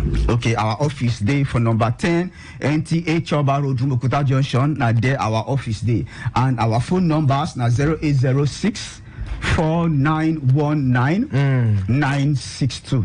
That number again 0806 4919 962. And the second phone number is 0703 1109 663. That number again 0703 1109 663. And the third phone number is 0803 9373 969. That number again 0803 9373 969. Okay, I'm going to tell us how person could take and see this property then what you mentioned now. Okay. Now we they call and say that on inspection, when people the reason say, okay, I won't buy land, how I won't take Siam. Aroma Real Estate, they tell you say, now if you want buy land, come our office, now we go carry, we go show you the land. Okay. And our inspection now every day. Yes, every day now our inspection. Okay. Now from 10 a.m. to 2 p.m. call us. Come to our office, we go take you, go show you the land. It good make you see the land where they buy, so that you go know where the location there exactly. Yes. Okay, Aroma Real Estate, so that real estate company, they can't talk like this. Tell us what bring out to you Aroma Real Estate different with other people. Okay, yes. Aroma Real Estate they different with other companies. Make I call my phone numbers again because so that anybody where they listen to us go on call us. Our phone numbers again are 0806 4919 962. Okay. That number again 0806 4919 962. And the second phone number 0703 1109 663. That number again 0703 1109 663. And the third phone number 0803 9373 969. That number again 0803 9373 969. Okay. Now, Mazi, as they ask, say Aroma Real Estate they different from other real estate companies with plenty reasons, but because of time, go mention all of them. And I want to tell people say land is land has compound interest, and people they say compound interest is the 8th wonder in the world. Now, how this one they work? Be say when you buy land from Aroma Real Estate, you get multiple purpose for that land. If you like, you build on the land. Even as you build on the land, that land go dey useful for you for either commercial purpose or even resident for you. Even that land they make you increase your net worth as an individual. That is why we always encourage people to buy land. Even if the land is empty, you feel lease them out for people to maybe put container there as an office or do anything. Now, when you buy land from Aroma Real Estate, don't be saying a land you they buy, no be just land. Now value we they buy. So we always tell people say we they open our eye, they acquire this land so that you when you invest with us, if you close your eyes, sleep, while your investment they add value. When you do your first deposit of even 50,000 naira or any amount, we they do waiting we body call instant allocation. That means we will show you that your plot number. So even when you finish to pay, you will still see that plot number where we will show you from the beginning that one we still give you. So we take that one day for behind the River State University, now 550,000 naira. And our fine city for airport Ipo, that one they go for 750. And our Grove City, that one now 3 million naira for Rupoku. Then our Prosperity Layout, that one day within the neighborhood of Eliozu and the Car Link Road, the Pearl Garden, the Paradise Estate, and the Queen's Park, that one now 10 million. Our phone numbers again, now 0806 4919 962. That number again 0806 4919 962. And the second phone number 0703 1109 663. That number again 0703 1109 663. And the last phone number 0803 9373 969. That number again 0803 9373 969. Thank you, Mazi. All right, Aroma Real Estate. Yes, thank you very, very much. Okay, I'm going to buy go back to waiting they happen.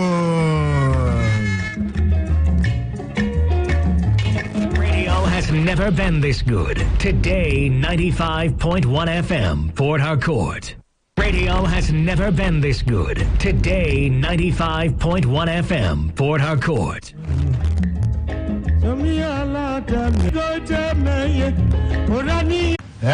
You question my kono hana about English and Igbo attire dressing. You go enjoy me there. Go there. Make it just follow us. See all the topic where we drop there. Follow, put your voice inside it because one of them because all them. Okay, because the things the way we discuss here.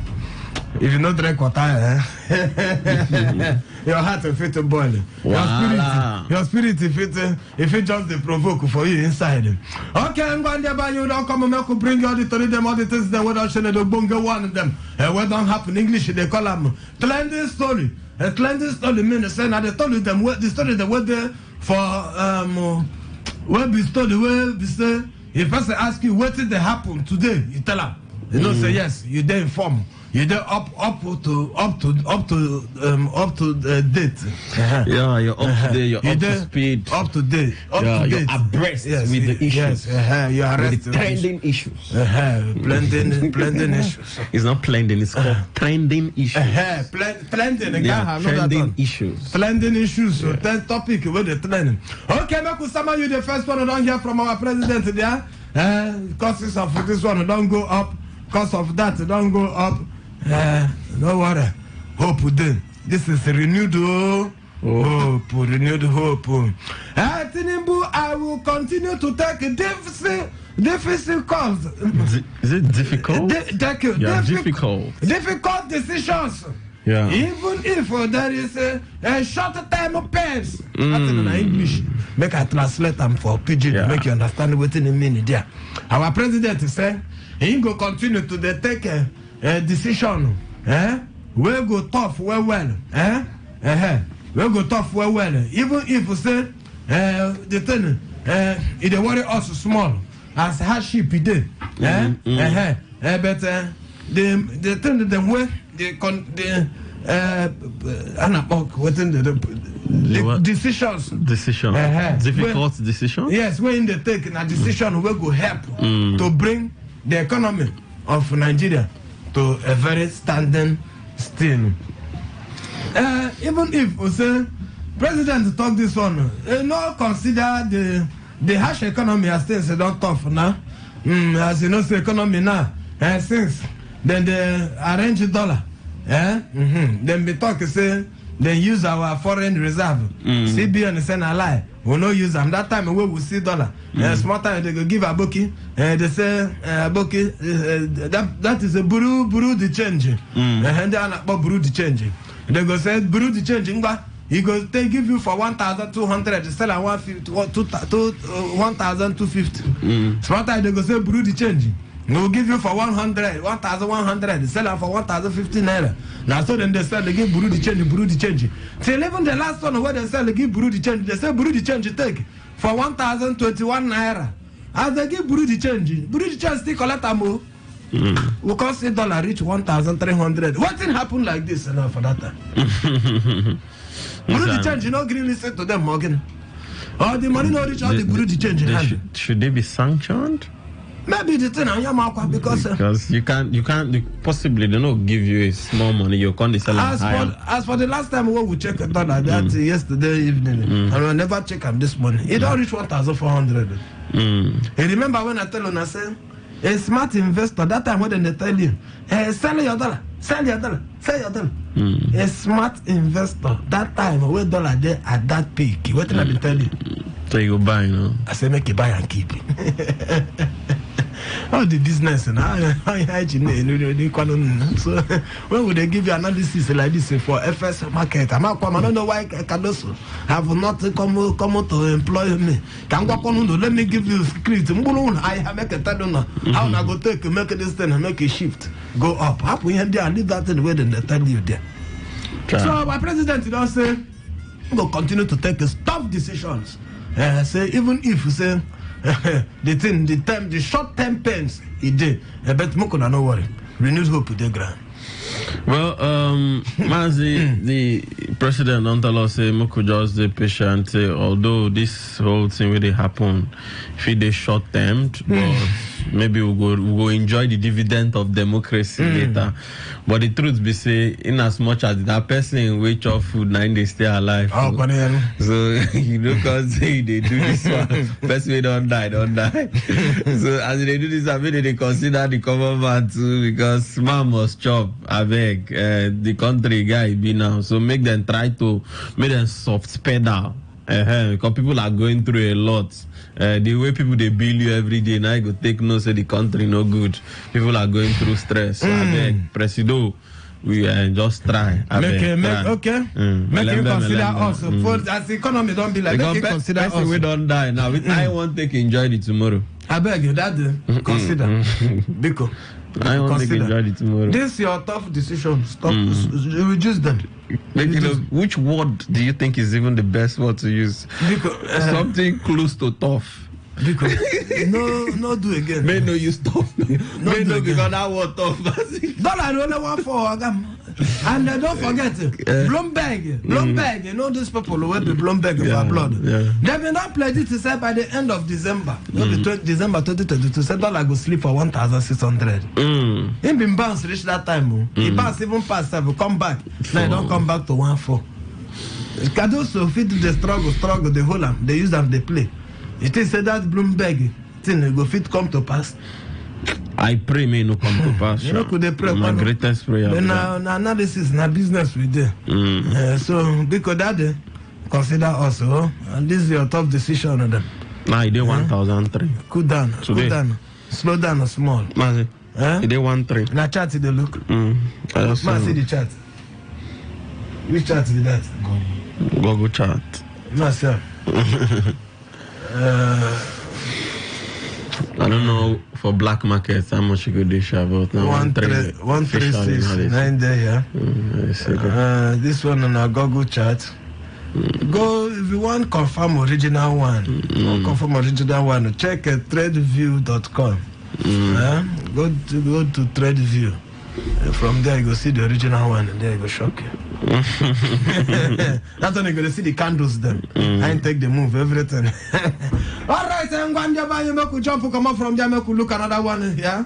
I make you look another to the sharply because the time today with us go put for 9 quick as instead as that one will still be like that. Soldiers from Niger State. They don't withdraw soldiers from Niger State after very deadly ambush where the ambush will kill about 6 soldiers, I think. 6 soldiers and other military like that where they kill. But they say community people don't come say this one where they wake up for money, they come notice say the soldiers all their tents they don't dismantle them. They don't come out them. On a move, they don't move, come out for them. But they don't do it. It is said that they run, I mean, they just, so they say, he who fights to fight, who runs? Who runs to fight another day? You don't confuse me, sir. Even yourself, you don't know. You're confused. He who fights to fight another, he who fights to run for another day. He who fights and run, Abi, live to fight another day. That's the English. You said you know something. Now the way you put down, you don't confuse my Why head. not go confuse you? For this country, why not go confuse you? Wait till fool my head. You can't come fool my head again. Simply, he who fights to fight another, he who fights to run to fight another day. You know, he who fights to he who fights to fight another day. Just stop on for pigeon. Okay. But for pigeon, you don't even get out. If there's a person where they fight, run, no be say in the run, and to make him stay alive and make him fight another time when he come back. Come back with full force. So I think he said about Nigerian army, them, no be say that they fear them at all. They just go back to come strategize. Come back. But the villagers don't pack their things and move. They see villagers see army wait or move. Villagers, they don't go wait. They follow them. Carry all of us. Make we move, come from here. This one the way people were supposed to protect us, they don't move. We go there, yeah. Villagers don't move. Well, Master, this thing they very, very. I don't even know the word whether I go use the word unfortunate, because this particular thing, you know, say when you want to catch this boys, you go work with villagers. Now sometimes if it even be saying that the villagers they give those boys where they go ambush them intel, so they call them intel, and they give them intel, so that they figure worry these soldiers. Now soldiers now human being, these people get family. As they fight this fight, then to the reason say, some of them are breadwinners of their family, and you know how this our country team be. After they don't fight like this, sometimes they even collect their money self na problem, their wives and family. Okay. So the truth be say, maybe as they don't go now, they go re-strategize to come back with another energy. Now, but those Bomo boys go to say the bandit now go to say na a way now to even attack the community, and you can see say the community people say they fear. Because when they see soldier, then get belief say security day. But now the soldier people we day now we suppose the guide them down back off. That them now which they get tools, they don't get any tools to use fight. So them may then go. Some of them go down relocate, go other places. This one they happen for Shiroro local government. For Shiroro local government for Niger State, yeah. Maybe the governor will be very vocal. Yeah, the governor they very. Maybe the farmer governor. The farmer, yes. I know. Come make him do something. No, make him the farmer. Make him come up from farmer now. Okay, go here. Security governor. Make him go back. Maybe assassinate. No, if they come, either you know start that man a very funny man. Remember that video player we ask the pikin say, when you want to grow, what would you want to be? The pikin I want to be a governor. And I say no, be a farmer. Even the news today said when they say 80% of Nigerian farmers are poor people. But I was supposed to bring that news yesterday. For imagine that's a fact now. Say 80% of Nigerian farmers are poor people. But we need to argue them now. But that's a fact. But people will be the richest people for America are farmers. Farmers. And then be the richest people for blood. Well, why be said now 80% of Nigerians? But yeah, the richest now politicians. Farmers now 80%. So farmers now 80%. 80% of them they poor. And abroad the politicians they are not getting money. They don't get not true. But for here Nigerians. For here and politicians are them now them be the richest. Hell. 95% of politicians are rich. Wale. Even the ones we broke. Come up for office, him broke. If you enter office back, you go still go rich. Okay. I could leave that business one. I could leave that one, you know, sir. I do smaller movements for night yesterday. Oh wow, you travel? Yeah, so I come out. Are you serious about it? I could not hear my voice yesterday because the plane where we follow come back. What happened to the plane? It dodged down.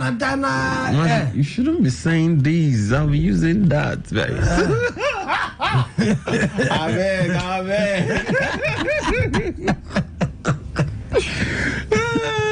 You know, God will save some passengers the other day for Dana. God will save them. The ancestors remember them. The time will never reach for them to come. So some of them will just come out alive. They have all of them. All of them. They come out and the plane crash land somewhere else. So why would they come back? We'll see their own. So we come now when they are their own, they come down like this. Now we will try to dodge. You know, say they don't suspend them for 1 month. They suspend them. I suspend my own too. Really? Where you coming from? I go this thing. Look, I check the country again. You don't forget the country. I don't remember. I got Tanzania.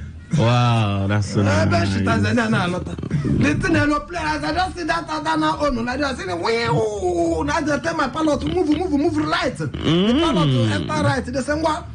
They can't give a signal from our distance. From where? From our twin tower. Okay. The signal come final push and push for more water. Really? And come crash land. Which airline? What's the name of your airline? Yeah. What's the name of your airline? Tontoda. I didn't get Twantwala. Okay, Tantwala. Twantwala. Is that a Swahili name? Twantwala midnight travel. All right, Catalona, what's happening for Tanzania? When I enter Tanzania, what's happening inside there for midnight? The minister of Tanzania, the prime minister of Tanzania will be Kazim Majaliwa.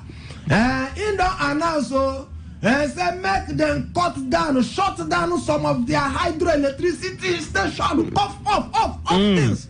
When all the stations off them, the fire there too much, light there too much, light there too much for the country. They say make them off some of their plants.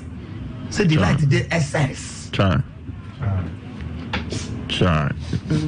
Shut down 5. They say they shut down 5 hydroelectric stations for the country to reduce the excess electricity where the nation will get. The national grid, our national grid here, if they greedy, they collapse every day. Our own greedy, they collapse. See people greedy when they farm strong. Then they even off everything. Off this one, off too much, off them. I mean, want to ask our president whether if you go to Tanzania, tell them, go do business with them. Do business, go there. Talk to the president. Tell him, give you one of the ones where they don't offer. Me bring her, come here, come on them. Well, no, but Mazi, you don't state the fact. Tanzania now one of these countries for East Africa and a country where they do well. In as much as they not to get much population, about 61 million people for the country. Even at 5 million. But the truth we say, not be even about the population, about the fact that they plan well. Everything boils down to effective planning. Imagine say they get different station and then got shut all of them down for one to carry power the whole country. This one which we suppose they have for Nigeria. No be every time we go wake up in the morning. Now you just like power grid collapsing, just like normal news. We just wake up say power grid don't collapse. Like me anytime I know to get lights for my house, I know say power grid don't collapse. Because if we know that's how they use judgment. If we know because they try for lights for outside, but if we don't get light, I know say power grid don't collapse. And it get a lot of communities for Nigeria. We never even see light. So never even see light.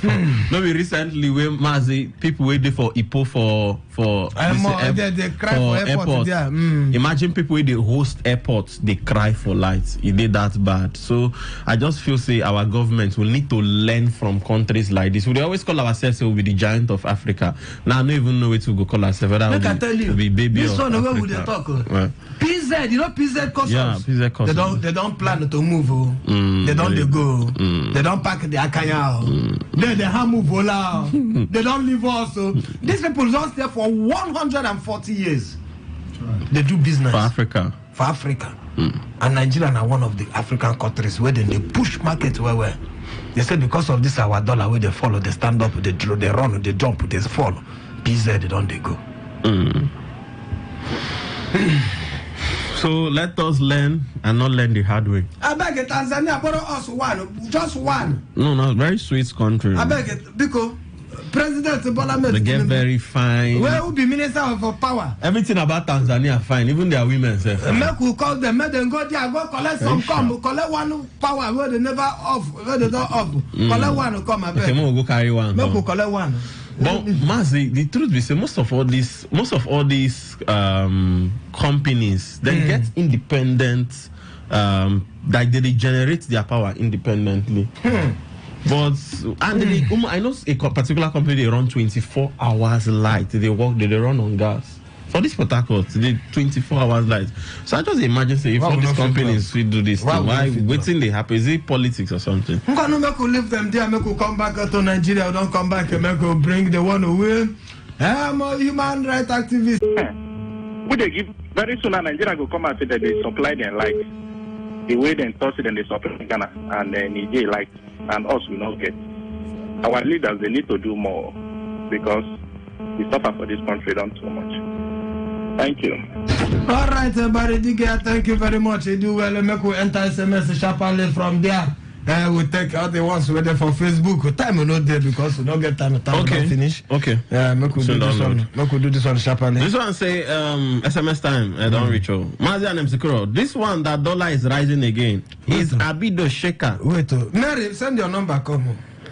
This dollar is rising again. Is Abido Shaker not back from London yet? You can never know. Let him using double ski power and bring the dollar down. Andy from Badaka. Andy, you too much. Thank you, dear. Thank you, dear. You do well. Make him bring and down. This one is a care must say, good day, Mazi and Msikuro. Mazi no vessel. Do you believe that there is one supreme God? Do you believe that your ancestors, God? Okay, leave that one. Leave go with another story. End on the shift. Done the shift, my brother. Hello, good evening, Mother Mercy. I want this Aroma real estate if I can connect with them for business of land. Okay, you just bring your ear, come on another time where they go come so that you go fit take their number. We not get their number here. Okay, this one say, good evening, Mazi and Msikuro. You don't travel with women? If you want come, I know the select. From 2022 to date, this woman just changed and start cheating. No more voting for me, DK. Okay, DK, thank you. DK, try vote though. This one said the Nigerian man that killed his wife abroad is painful and pathetic event. As for Nigerian elections, I know this is how the reports will be. People have long given up on our electoral process. Honorable Malone. Malone, thank you, dear. This one say, I get this one, Chris, they accuse people, and I don't get the fact to say this kind of thing because you know go they say some people rob your mandate. You can't they mention the names of the people. So my avoid that one. Chris, why? So Mazi, this one say, good evening, Msikuro and Mazi. Tinubu no forget say Nigeria they listen to them. I've been talk say this man go is it Philos? Ghost time, the plumber. Texting from Eleme Ebubu. Plumber Ghost man, thank you. Ghost time. Then this one say okay, don't delete the message. KMOS for good day, Madam Skuro. Okay, I don't take this message. So Didymos Uzo Martin, he said truth to be told. For the country to get better, the president has to take a difficult decision. Even though you don't get a reply there by AB Beredugo, don't answer you there. Make you go check what it tell you. This one said tell that man in Aso Rock to enjoy himself by seeing Nigerians suffer. The worst that will happen is 8 years. Okay. Marco Bassi, sorry, I understand your pain there. Lawrence Friday, he said, good evening to the FM. He said, I want to tell Mr. President that there is a God. So anyhow, he wants to difficult decision. Now so you put your English. Difficult decision. We must survive it. Friday Lawrence, okay. The man go through emotional pain in that man's life that makes him commit such crime. Your wife is sleeping with another man. She still went to court to make the man leave his home. May you never find such a wife. Amen. Why people don't the professor? You God, I beg you. Mazi and Msikuro. My brother, I know even reason to be part of anything election in Nigeria. It's a total waste of time. Please, what does it take to get a visa to Tanzania? Oh, I'm proud of that country, proud of it that is African. When will this difficult decision change our fortune? Okay. All right. George from Igreta. George, make you leave. I'm there. Make you close and with George. Oh no, happy Friday for now. Make you leave like that. Make you go enjoy yourself this weekend. Stay with us on Monday to Friday, 5 p.m. Make you no miss them next week. We'll continue again and take care of the story. Then carry on, give you as it take it happen. Oh yeah, DJ.